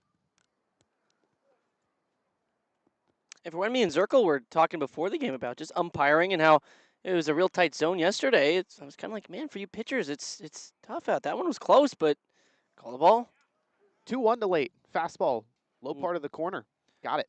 Well, that one not necessarily didn't have to be a strike, I should say, and was called a strike. And you know what? Zirkel will take it.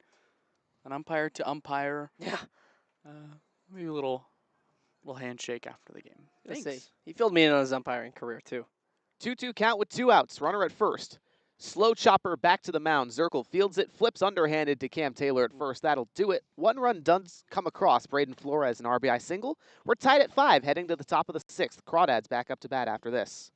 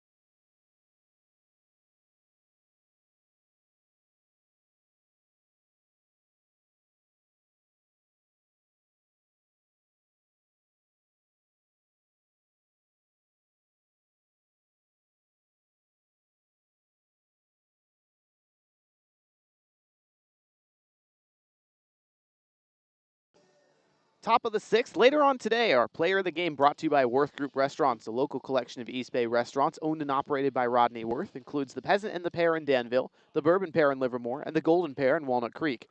Worth Group Restaurants, an official partner of the Walnut Creek Crawdads. Joe O'Regan, the left-hander, still on the hill for Arroyo Seco. 5 innings so far, 5 runs allowed. He faces the bottom of the Crawdad order, 7, 8, and 9. Cam Taylor, Elijah Ramos, and Shane Aldridge. First pitch to Taylor, breaking ball misses away.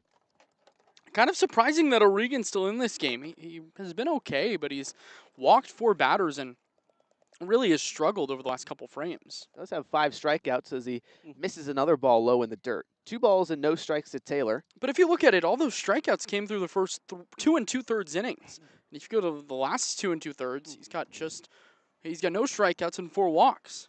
Crawdads trying to take advantage. 2-0 to Taylor. Off-speed pitch lower in the zone, called a strike. Trackman data says probably not. Nonetheless, it's 2-1. Taylor has reached base both times. Fielder's choice in the second. And an RBI doubles. He lifts this one in the air, right center field, dropping towards the warning track, and it does. A single for Cam Taylor, his second of the day.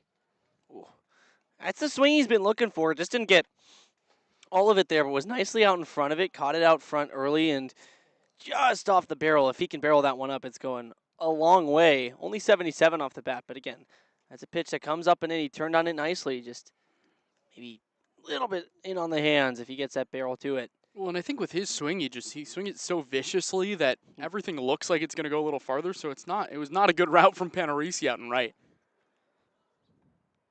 First base runner on in this inning for Walnut Creek. Up comes Ramos, shows bunt, pulls it back. The ball was low. It's almost like the baseball equivalent of like a changeup, where you fling one into the outfield, and you're feeling good about it, and all of a sudden, it's falling.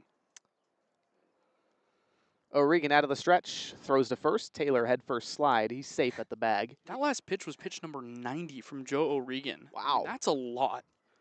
Especially for the CCL standard. Right, I mean, exactly. the most you see in a given outing is generally 80.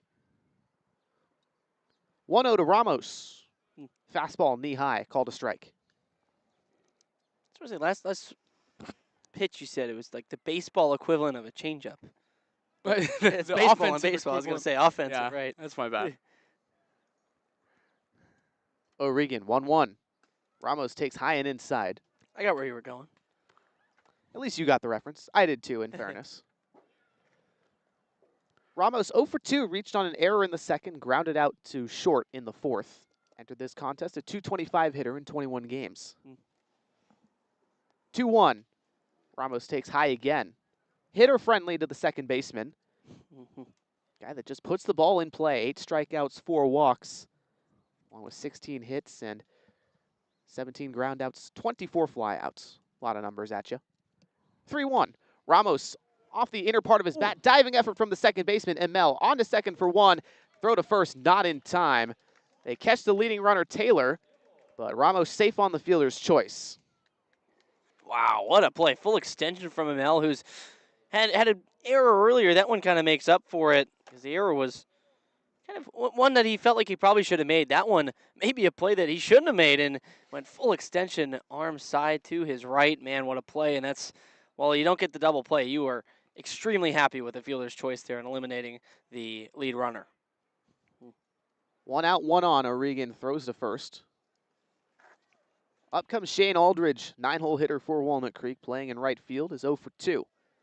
Grounded into a 4-6-3 double play that ended the second inning, then a fly out to left back in the fourth.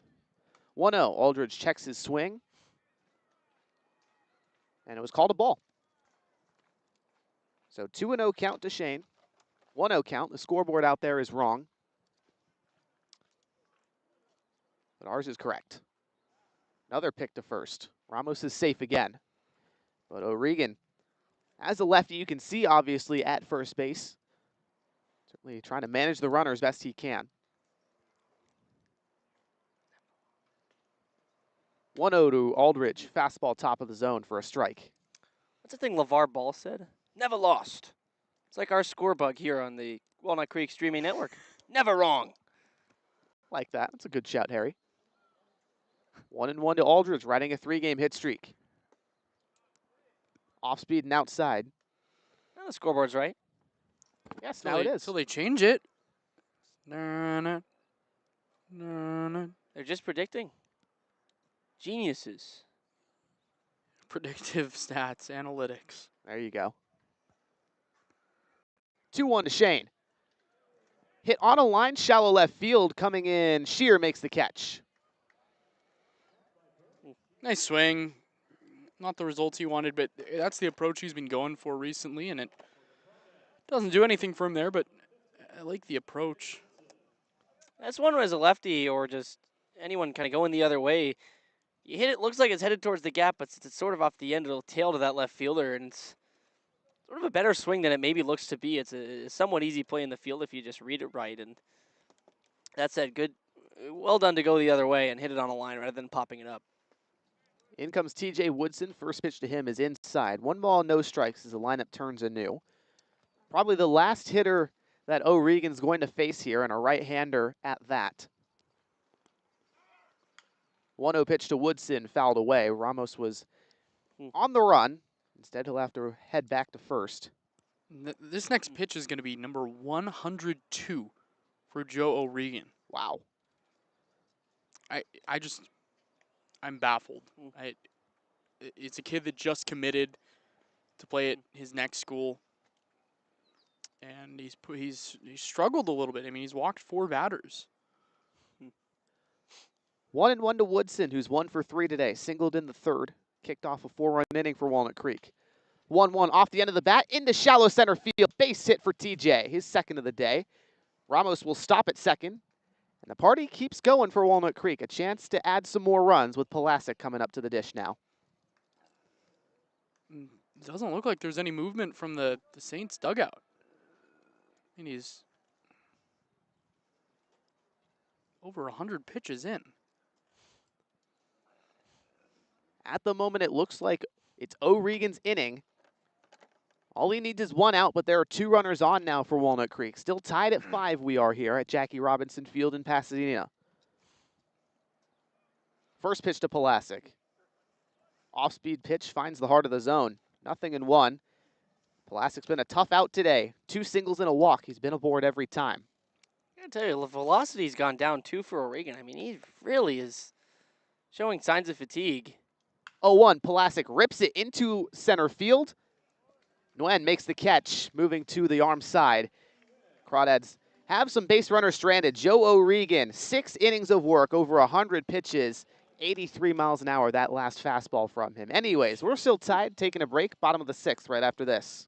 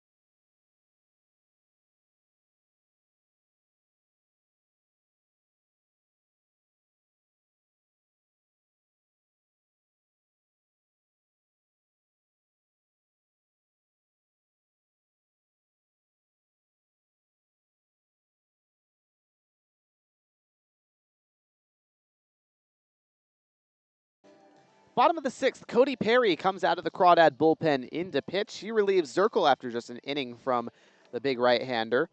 Perry, his 4th appearance on the season. He's got an inning in each of his previous 3, 5 strikeouts, 1 walk, 1 win, no losses, an ERA of 0, 10 batters faced. And toughest part of the Arroyo Seco order, Brandon Nguyen, Cannon King, and Carson Panarese, 4, 5, and 6 due up in this inning. A little bit of history today from Cody Perry, and I'll tell you all about it after this first pitch. First pitch from Perry, fastball top of the zone, swing and a miss. Just the 5th Crawdad ever with 20 or more career appearances. The other 4, Ryan Delaney, Braden Barnes, Gabe Tanner, Noah Zirkle. Well, look at that. One of the longest tenured pitchers in Crawdad history. 0-1. Nguyen out in front of the breaking ball.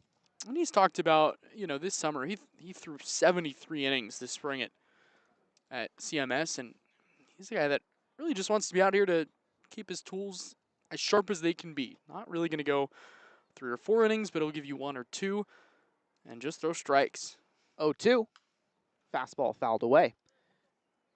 Perry, 1 more year of eligibility left at the NCAA level. He's currently undecided as to what he's doing next. A chance he heads back to CMS, play his 4th year with the team. But technically in the portal, so you never know. Could go somewhere else. 0-2.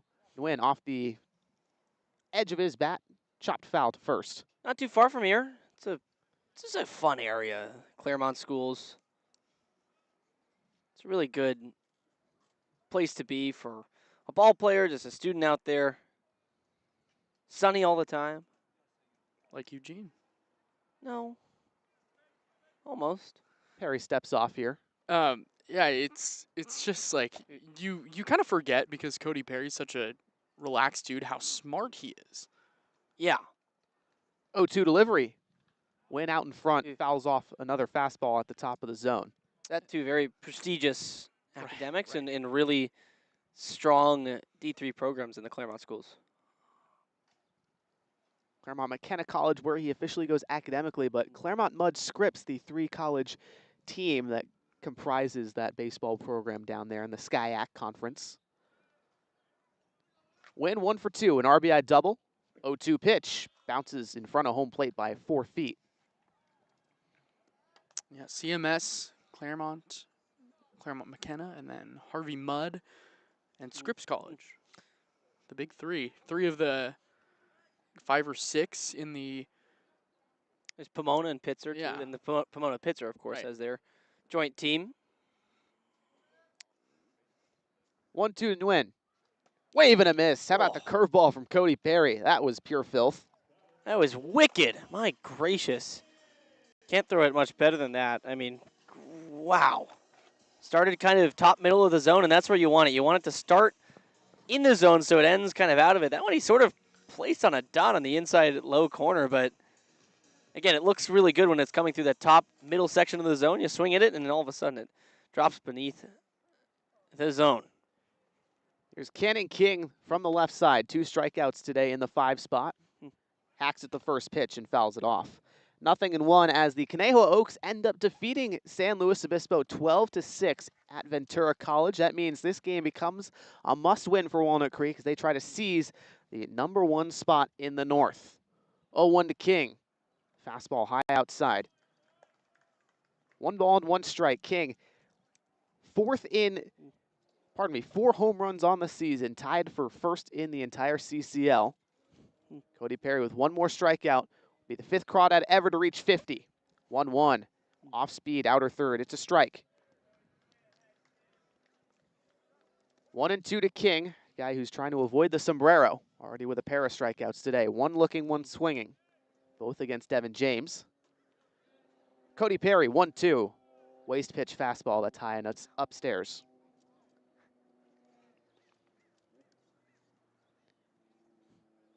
King, a guy who's in the transfer portal after a true freshman breakout year at CSU San Marcos. Rising sophomore looking for a new home. 2-2. Off speed, fouled back. So ahead of Cody Perry at the moment, Braden Barnes, EJ McGrew, Gabe Tanner, Carson Yasa at over 50 strikeouts. Cody Perry trying to join that bunch. Is the only 5 in Crawdad history. 2-2. There he does. Fastball top of the zone. Foul tipped into Clisby's glove. History for Cody Perry. Big 5-0, and Cannon King wears an unfortunate crown today. But congrats to Cody Perry. That's awesome. A guy that has worked to become such a different pitcher over the years. So smart on the mound, so smart off the field, and that's huge.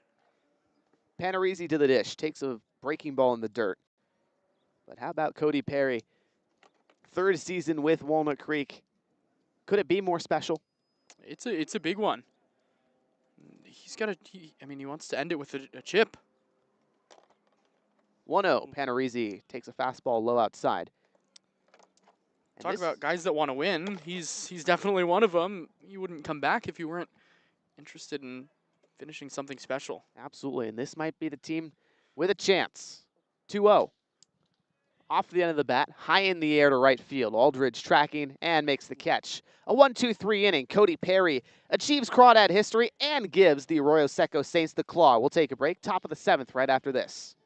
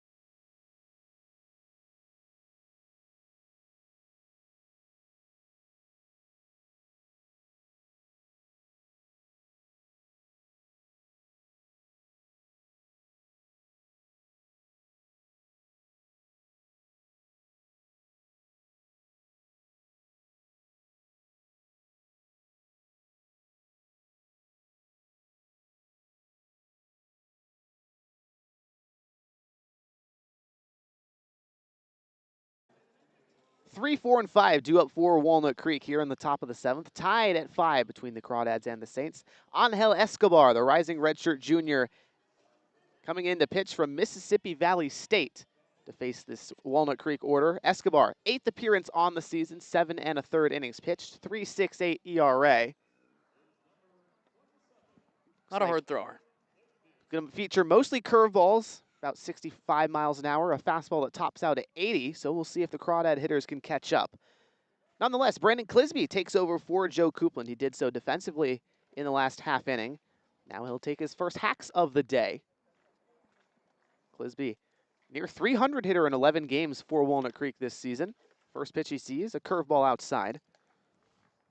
Clisby, that triple slash, also 333 on base percentage, 340 slugging. 9 RBIs in 11 games. Contact kind of guy. 1-0 from Escobar. Slow curveball, knee high. Strike 1. That contact is the big thing for him this summer after really struggling with that at New Mexico State. Had a really good overall season, but definitely wanted to cut down on the strikeouts to make it a little more sustainable, and that's what he's done. Escobar turns and deals. 1-1 curveball is inside. 64 on that last bender. He really does. Yeah, he's coming only with it. He could Really- drive that thing. 2-1 to Clisby. Check swing, curveball low. And home plate umpire says Clisby did in fact go around. Not often that you see a pitch under the speed limit. You know, that's a very good point, Austin. You don't often see it. That one checked in at 70 miles an hour. There's some places where that is the limit. Escobar, the 2-2, dribbled off the end of Clisby's bat towards first in foul territory. And they give you, +5 maybe on the freeway, highway. The 70s within kind of the range that's okay to drive in. Especially if you're on one of the big interstates. Escobar squats down, comes back up. Slow 2-2 delivery. Clisby hits it on a one-hop over to short. Picked Flores to throw across the diamond. How about that play? Web gem. Look what I found. That was hammered. 102 off the bat. Turned it around 32 miles an hour harder than it came in. And if you're Flores, I mean, you might want to take the drop step on that, but he was brave on it. Just kept the glove in front, kept the body behind the ball. Attacked the short hop. The short hop is where you're going to get the most true hop. And he's just played to his fundamentals, played the physics of it a bit, trusted it. 102 miles an hour off of Clisby's bat. And out comes Bryden Bull. No one on, one out, top of the 7th. First pitch from Escobar. There's the fastball. Sits on the outer third for a strike. And if you're Escobar here, scouting report probably tells you don't throw curveballs to Bull. He loves to hit the off-speed pitch. The righty's 0-1.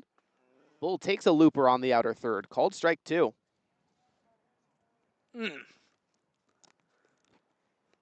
Not the worst call we've ever seen, but certainly not the best. Escobar working quickly, looking for a put away. 0-2 to Bull. Curveball ripped on a line. Diving effort. Flores moving to the glove side. Now a throw across the diamond. And man, Braden Flores has been a busy man. 2 hard hit ground balls to him at short. And he completes both plays seamlessly. Wow, that one.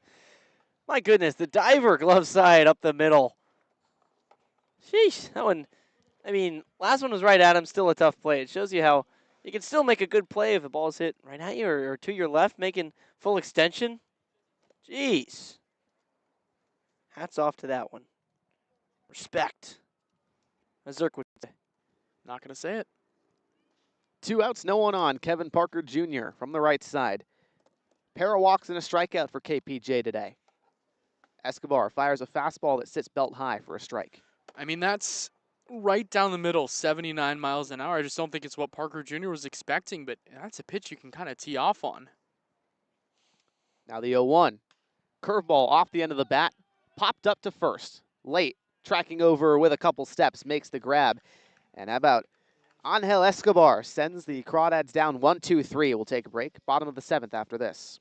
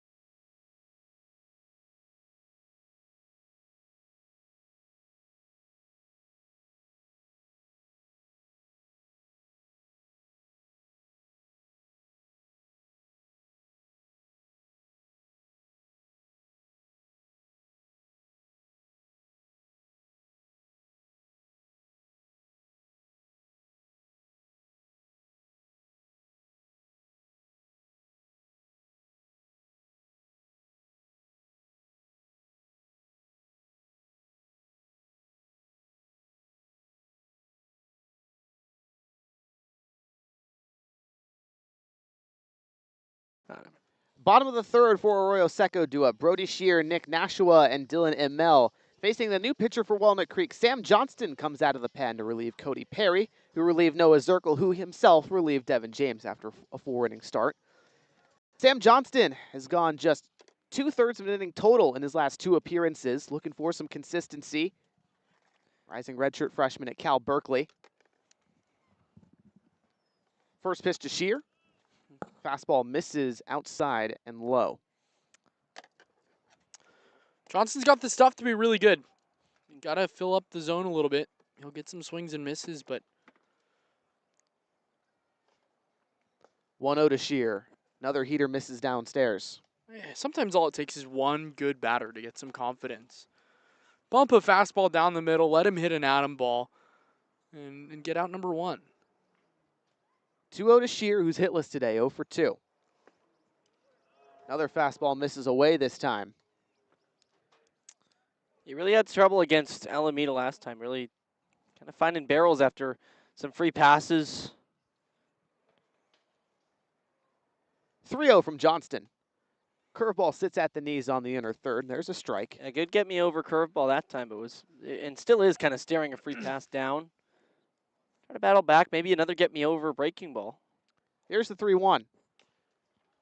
Curveball down low, swinging a foul tip. Ends up tapping off of Shear's front foot. So he's going to shake this off with a chip around back of home plate. Instead, throws a really good curveball. Just hammers it down right beneath the zone. 3-1. It's not what you're thinking, but since Shear had seen the curveball the pitch before, kind of on time with it, so still you can play off of that and have him on a pitch that you'll show him 3-1, 3-0, 3-ball count that you maybe don't expect normally, but if you throw it back to back, then the batter might expect it still. If you throw it well enough like that, gets a good result. Johnson started 3-0, now the 3-2. Wave and a miss, curveball low. That's a very nice recovery outing in the first batter face for Sam Johnston. That'll play. Well, 3 fastballs didn't do the trick. How about triple up on the hammer? And that time he buried it off the inside, and it's a great result. 8 strikeouts for Crawdad pitching. 1 out, no one on for Nick Nishiwa. Catcher today for Arroyo Seco. Walked in the third, grounded out to start the 5th. To short, first pitch he sees. Curveball top of the zone, strike 1. All right, he's going to set the tone with the breaker. 4 straight strikes. 0-1 delivery. Johnston pumps a fastball past Nishiwa, swing and a miss. 88. He was trying to spot his fastball earlier, and instead of really throwing, he was just aiming. And you're 84 to 85. Boom! Get a little confidence, blast an 88. 0-2.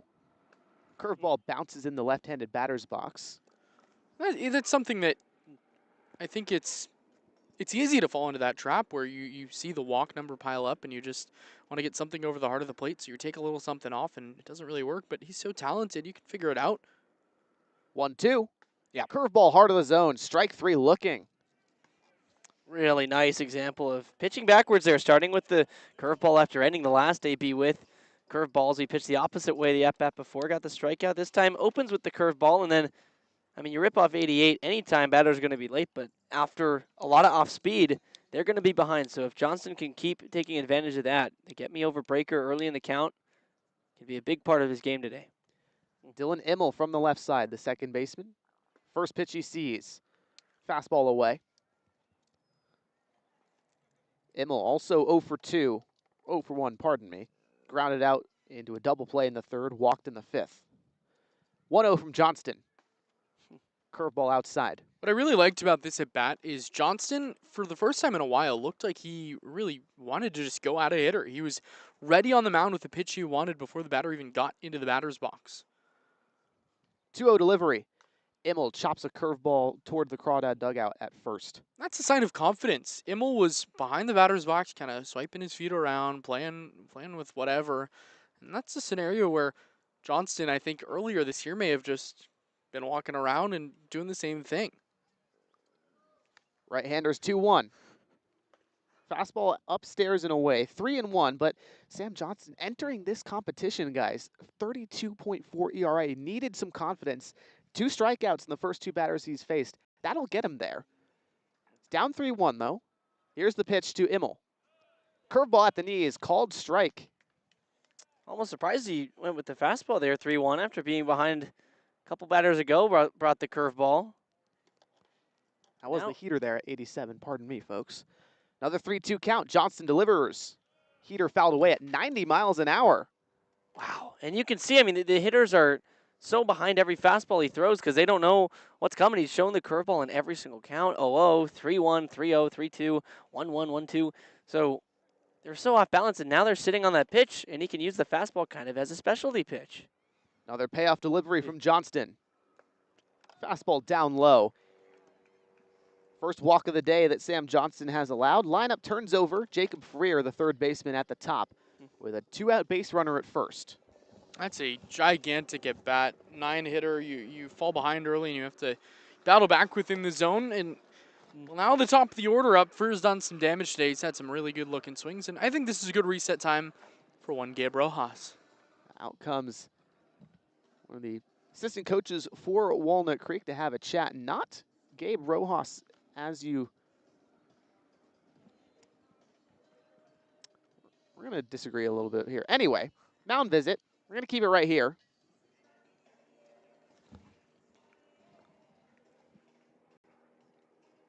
Helicopter out behind center field.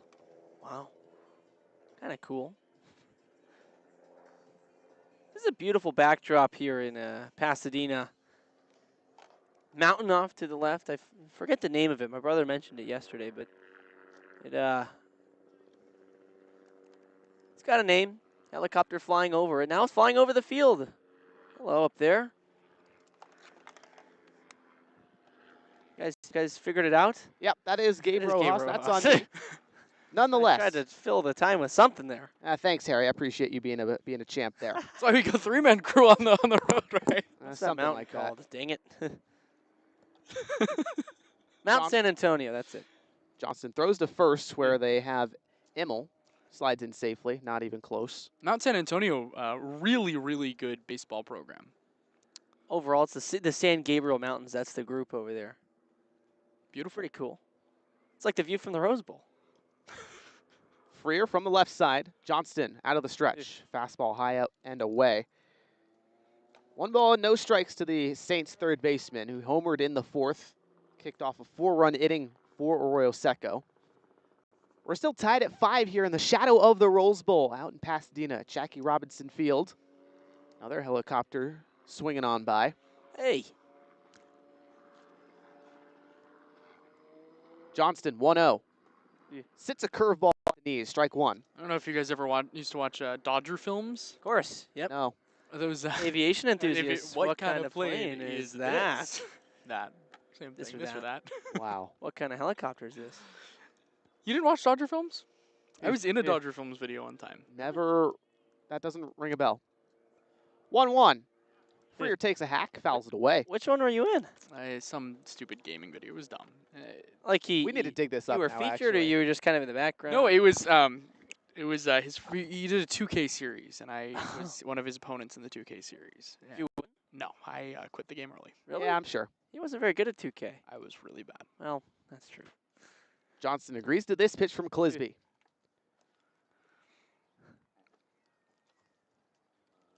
One-two to Freer. Fastball misses below the knees. 2 balls and 2 strikes. But Johnston and the Crawdads trying to retire the leadoff man, Jacob Freer. He's been a pest last 2 games. Got on base a couple of times yesterday. Didn't record a hit. Got a homer earlier today. Johnston, the young right-hander from Pleasant Hill. Now the 2-2. Off speed, top of the zone. Full count. Braden Flores, the switch hitting shortstop on deck. He's been able to hit from the left side every single time against now 4 straight right-handers out of the Walnut Creek bullpen. 3-2 at the dish to Freer. Johnston with an exhale, sets belt high, kicks and deals. Fastball misses, bounces behind home plate. 2 straight walks after 2 straight strikeouts from Sam Johnston. Working in a little bit of trouble with the heart of this Arroyo Seco order coming up. And that's exactly what's tough about giving the walk to the 9 hitters. You have to face the top of the order that overall is just going to give you better at-bats. Going after the first pitch his last 2 times, Jacob Freer maybe ready to see a couple. Took the walk, worked it full. So now you kind of get to the big boppers, guys who can get runners on around to score. Because you lose that 9 hitter, it kind of is the first domino to fall. First pitch to Flores. Breaking ball, chopped foul to first. And this is right around the same time in yesterday's game that Arroyo Seco took the lead. In fact, it was this 7th inning. Crawdads, of course, entered that inning leading 5-2, entered this inning tied, but now 24 pitches into the inning for Johnston, maybe running out of gas a little bit. You have to find a way to get this guy. You don't want Zach late to come up like he did yesterday with the bases loaded. Yeah, the bases clearing double that tied the ball game up for Arroyo. 0-1 to Freer. Whoa. Cross up. It was a curveball top of the zone, popped out of Clisby's glove. Could have been called a strike at the top of the zone, but I think Clisby was expecting the fastball, not the changeup, or the curveball, pardon He me. fully stood up to catch that one, and if it were a fastball, it would have been fair, but that curveball fell below the letters, probably would have been called a strike. So a tough one. Maybe switched up the signs with a runner on second. Now they're hopefully on the same page after a quick meeting. Flores, last time he was up, RBI single in the 5th. Chance for another one. 1-1. Ripped on a line. Right field. Base hit. They're giving the wave to Immel. He'll come across to score. Arroyo Seco takes back the lead. 6-5. Bottom of the 7th. You kind of knew that was coming, right? I mean, after the cross up, the pitch before, you just kind of can't. That can't happen in that spot. That's a tough one. Big difference between 1-1 and 0-2. I mean, you think about it, the pitch selection there, Johnson kind of had to groove one. And instead of an advantage count where you could try and bury a curveball, left one up instead, 1-1. And Flores took advantage. That's a lead now for Arroyo Seco. 2 RBI singles for Brayton Flores. Shortstop for the Saints doing it all. Now Zach late. Runners on the corners, 2 outs, bottom of the 7th. Saints with a newfound lead. First pitch from Johnson, ripped into right field. Aldridge tracking back. It's over his head, drops at the wall, then goes over the fence for a ground rule double. Both runs will come in to score. Corked off the bat. Thought it had the distance. Definitely had the look of it. But now, again, it's just a big butterfly effect of walking the 9-hitter, you have to feel like. Yep. Walking the 9-hitter, gets to the top of the order, has been very effective today. And it's showing. Out comes manager Brent Cummings. That'll do it for Sam Johnston, with Brandon Nguyen, the cleanup man, due up. We'll take a break here on the Crawdads Streaming Network. 8-5, the Saints now lead in the bottom of the 7th.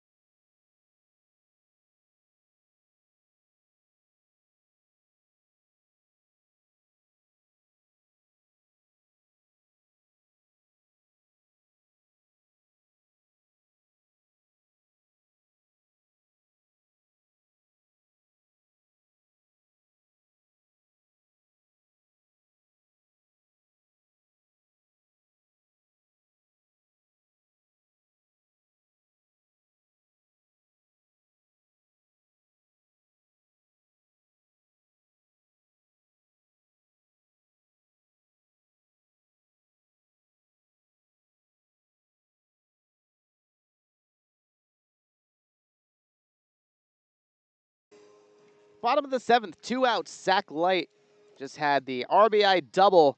Did the same thing yesterday, a bases clearing RBI double that put the Saints really back in the ballgame. This time, a 2-run double in this bottom of the 7th that gives Arroyo Seco the extension of a lead. And now Trey Galino trying to clean it up. Another rising redshirt freshman from Cal.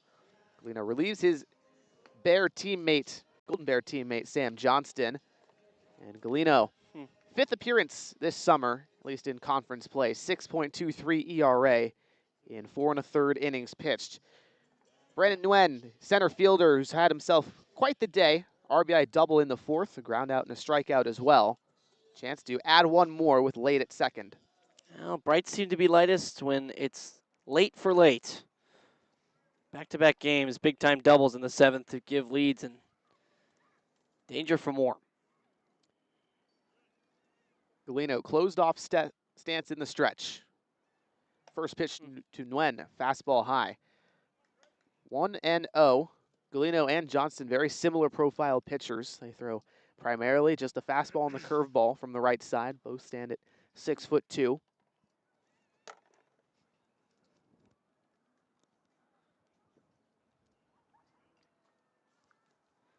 Galino, now the 1-0 pitch. Fastball misses low.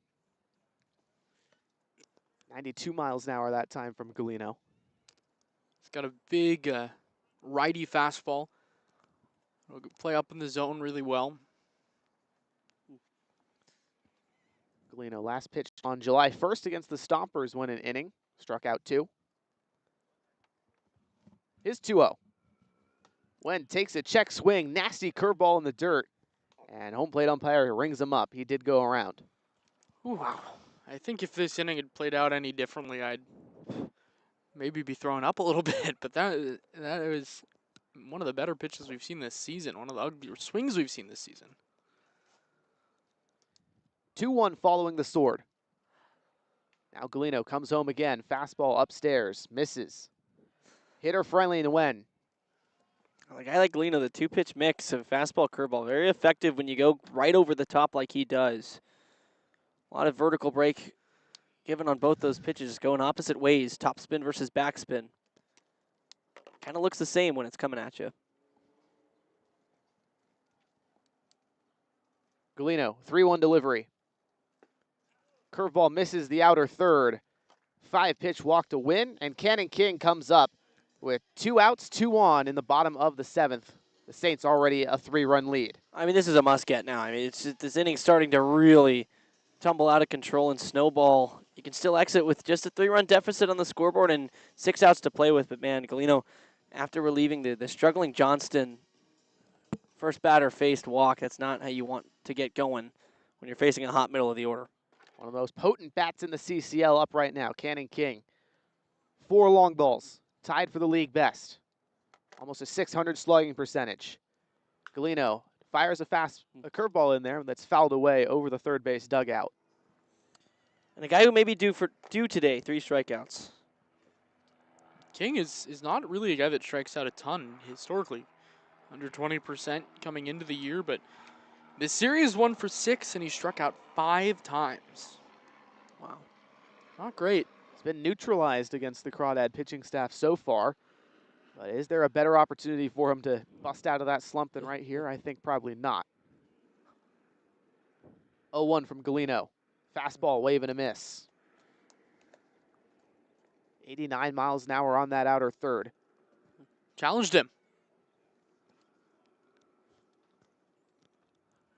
So after the 5-pitch walk, 2 straight strikes from Galino. Trying to flush the last at-bat.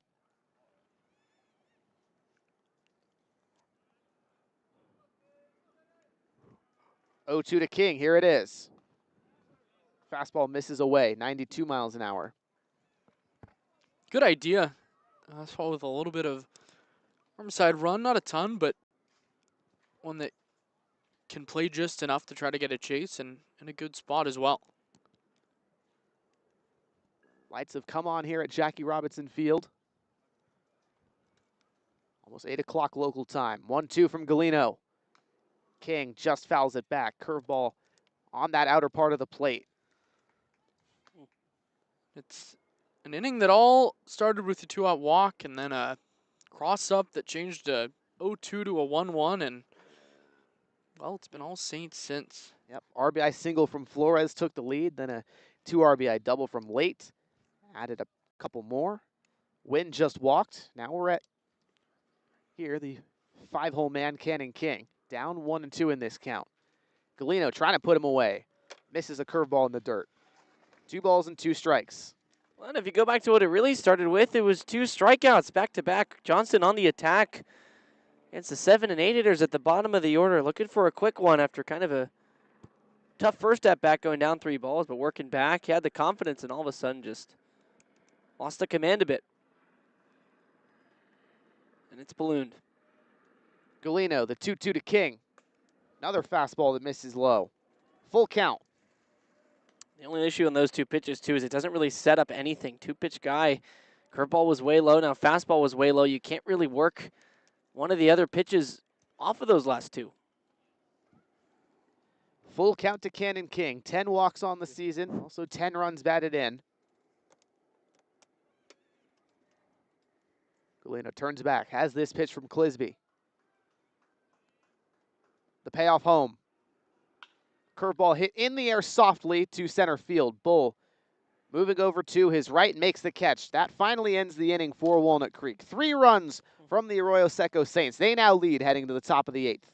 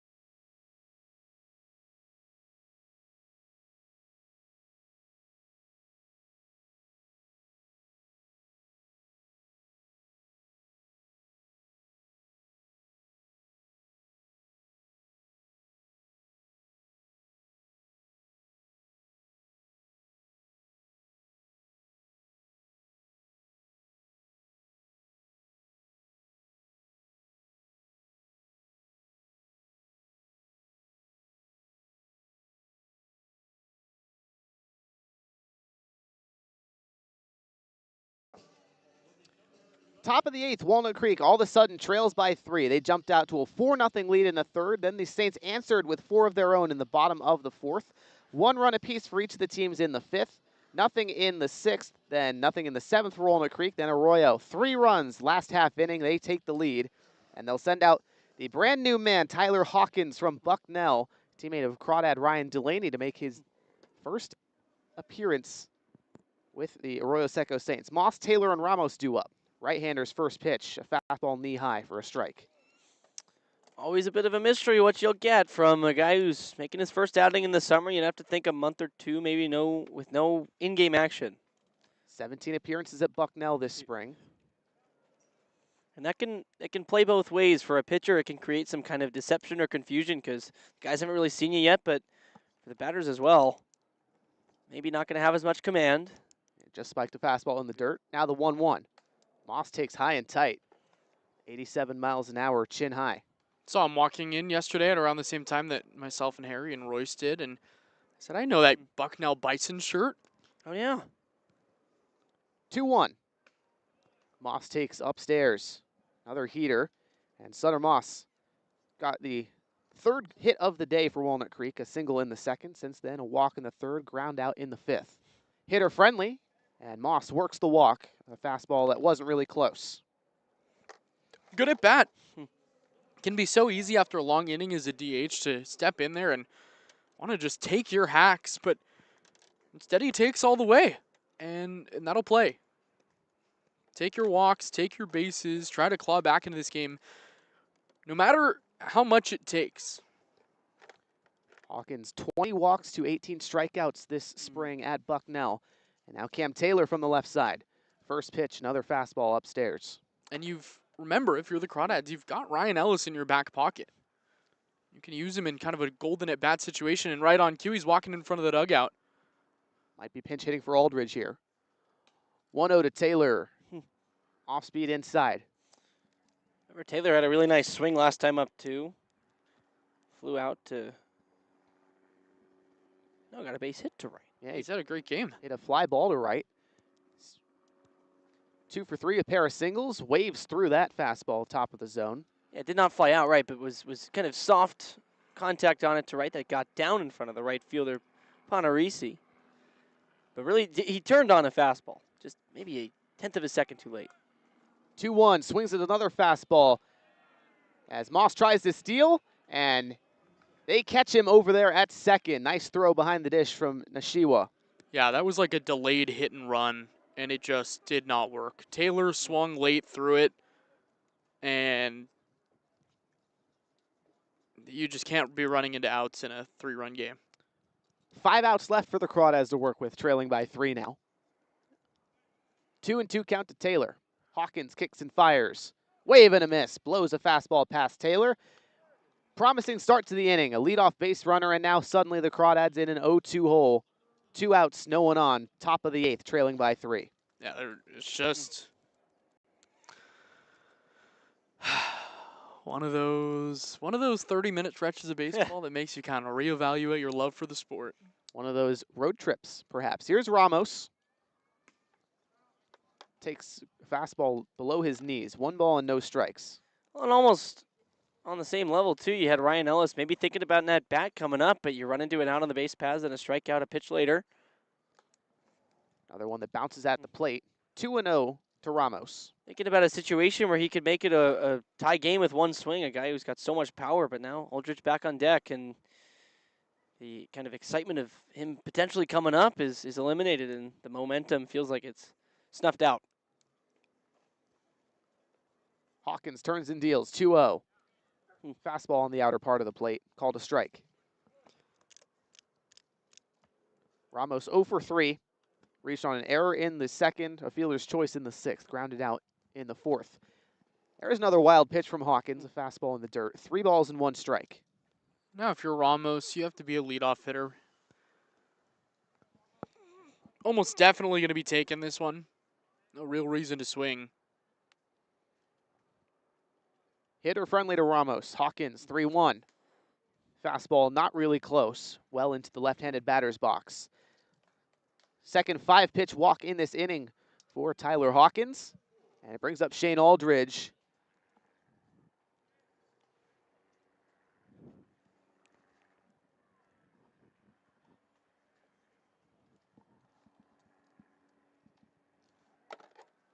Two-out base runner for Aldridge. Hitless today. Couple of outs to left field, a fly out and a line out, also grounded into a double play. First pitch, Aldridge, fastball misses at his knees and inside. I mean, he's close to the zone right now, is Hawkins. For the most part, it's either kind of really close miss or really bad miss, but he's not getting the benefit of any calls because he hasn't really earned them right now. Hawkins fires to first. Unsuccessful as Ramos dives back in head first. Aldridge, 3-game hit streak on the line. This is tweaking his swing, 4 for 10. He's entering today's contest. Another fastball inside. So technically 4 for 13 since changing his swing, Aldridge is. But again, it's that bat quality that's really taken a jump. Absolutely, he's looked good today. Just hasn't gotten a knock. Hawkins, 2-0. Aldridge takes a hack, fouls it away. Try to get this inning to TJ Woodson. He's on deck, and you got a feeling that he would do some damage. You also wouldn't hate him leading off the ninth. Yeah, get the top truly up for the ninth. 2-1. Aldridge, top of the zone fastball, and he fouls it straight back. There's a big difference of feeling, of course, if you go into the ninth only chasing 2 or 1 or none, obviously, than chasing 3. Again, I say it, it's obvious, but getting TJ Woodson up this inning would be huge because he brings the gap power to bring in 2 runs. 2-2. Aldridge fights it off. A fastball low and inside. He's just able to get a piece. It's really been only fastball for Hawkins this outing. Of course, first time pitching in a month or so, and so maybe this is the perfect time to break out a breaking ball, with Aldridge not really expecting it. We'll see what he goes to here. Right-hander at the belt. From the stretch, 2-2. Goes to the breaking ball. Check swing from Aldridge. Drop third strike. And Nishiwa lays the tag on Aldridge. Crawdads a pair of walks, also a pair of strikeouts, plus a caught stealing ends the top of the 8th. We'll take a break. Arroyo Seco still leads by 3.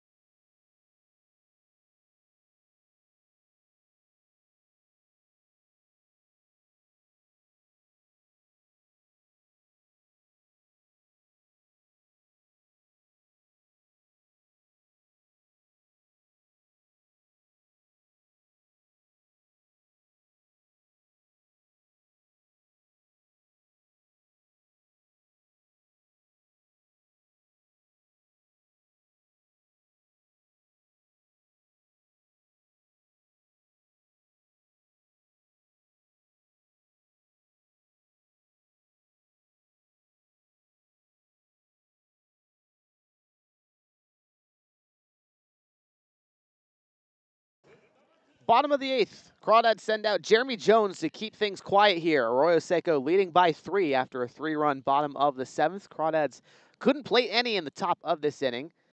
And so now it's Panarese, Shear, and Nishiwa. Chance to face Jones. First time he's appearing out of the bullpen for Walnut Creek. Has started 4 games and has been one of the best starters on the team. First pitch fired to Panarese. Strike, top of the zone. It'll be interesting to see if his stuff plays up a little bit, knowing that he's only going to throw an inning or 2 if the Crawdads kind of keep going in this one, but you can kind of let it rip this frame. 0-1 from Jones. Wave and a miss. How about the slider down low?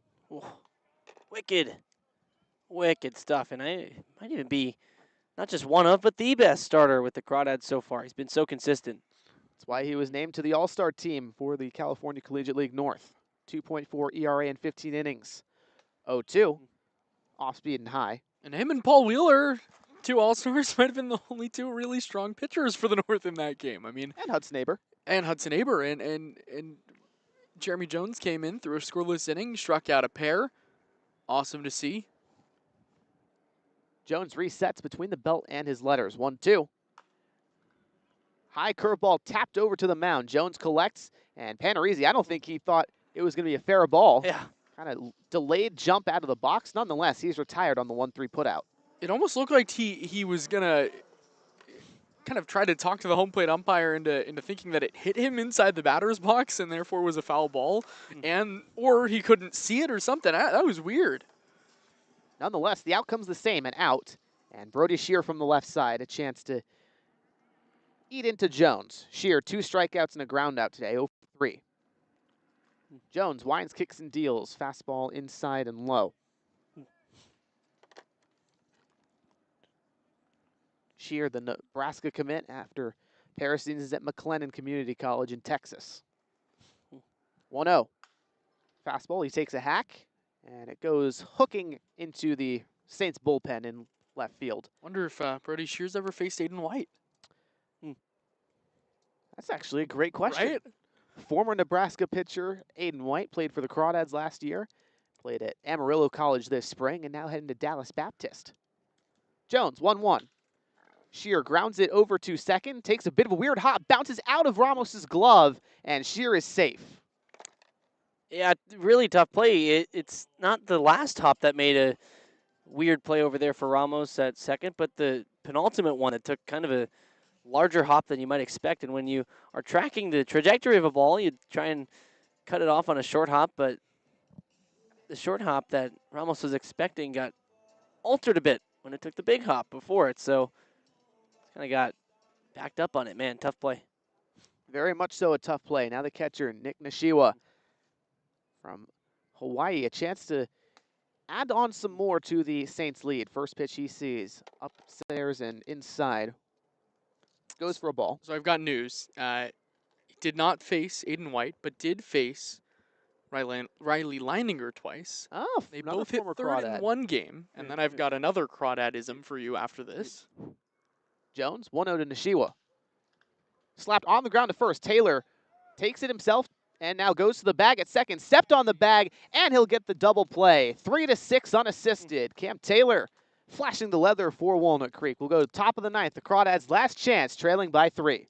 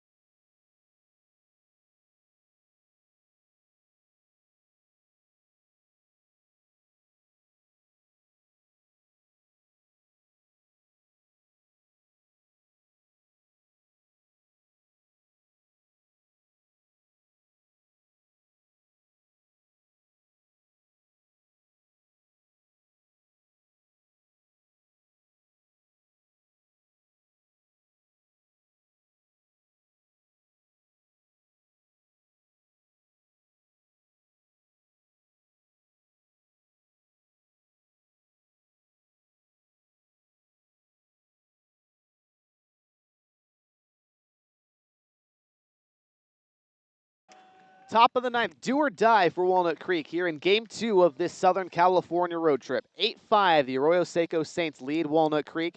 And the new pitcher for Arroyo Seco, Dylan Huang, the rising freshman heading to Villanova this fall. 6'4", 190-pound right-hander. 6th appearance this summer for the Saints. He faces the top of the order, Woodson, Pulaski, and Clisby.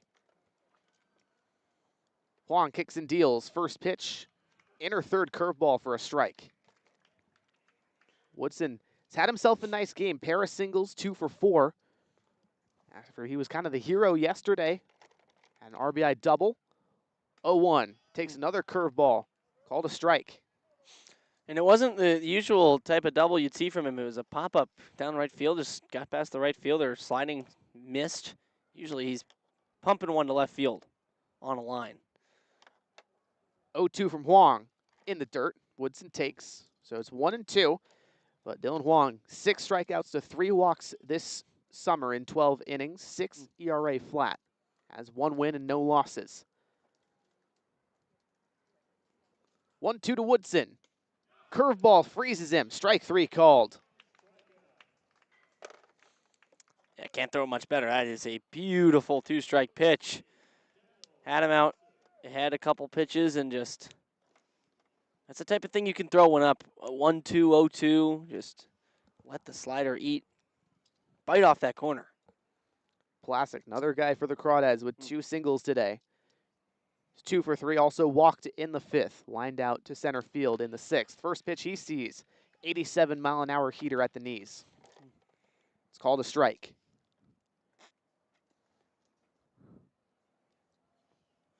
Huang takes his time. Turns, kicks, and deals. 0-1. Plasek takes a looping breaking ball at the knees. Strike 2. Time to adjust to that now. If you're the Crawdads. A lot of breaking balls just catching the zone. They got to be ready to swing it. Huang, 0-2. Plasek takes a curveball low this time. Another 1-2 count. Huang was able to get the put away on Woodson. Looking strike. Looking for similar success here. 1-2 to Plasek. Fastball high in the zone, just tapped foul. Well, and he wanted the breaking ball. Went after one that wasn't in the zone, kind of just threw the bat out at it. Well beyond the recommended swing time. 1-2. Plasek finds the curveball and just slashes it foul towards the third base line.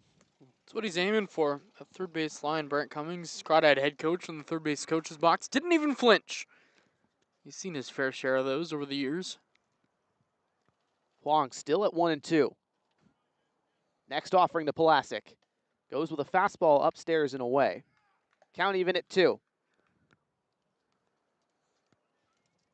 Left-handed hitting left fielder Plasek. Trying to get something started. 1 out. Crawdads trailing by 3, top of the 9th.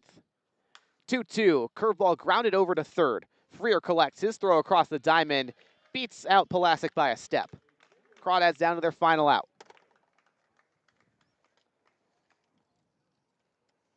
Well, they adjusted. Arroyo Seco had been playing him kind of in the 5-6 hole for a while, and he had taken a couple hits that way earlier today, and well, that's the result. Especially against those lefties. Yeah, they've been strong on it. Here's Clisby. Replaced Coupland, is 0 for 1. First pitch to him, high and tight. Look out. Clisby in that one at bat in the 7th. He led off the inning and grounded out to short. Huang, 1-0. Curveball fouled away. 1 ball and 1 strike.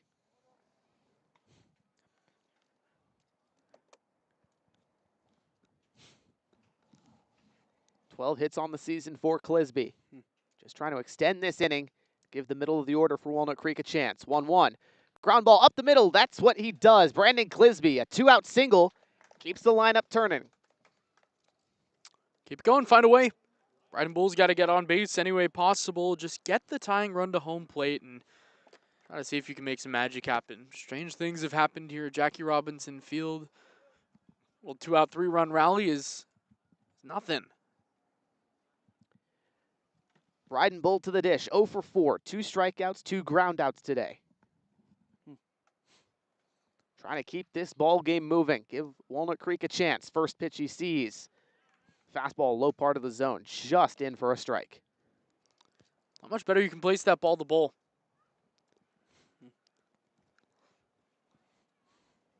Huang out of the stretch for the first time in this appearance. Right-hander winds and deals. Off speed on the outer third. Catches the zone. Strike 2 to Bull. Crawdads down to their last strike.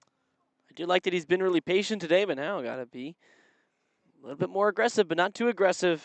Huang knows that Bull would go after one way out of the zone. See if he gives him even anything competitive.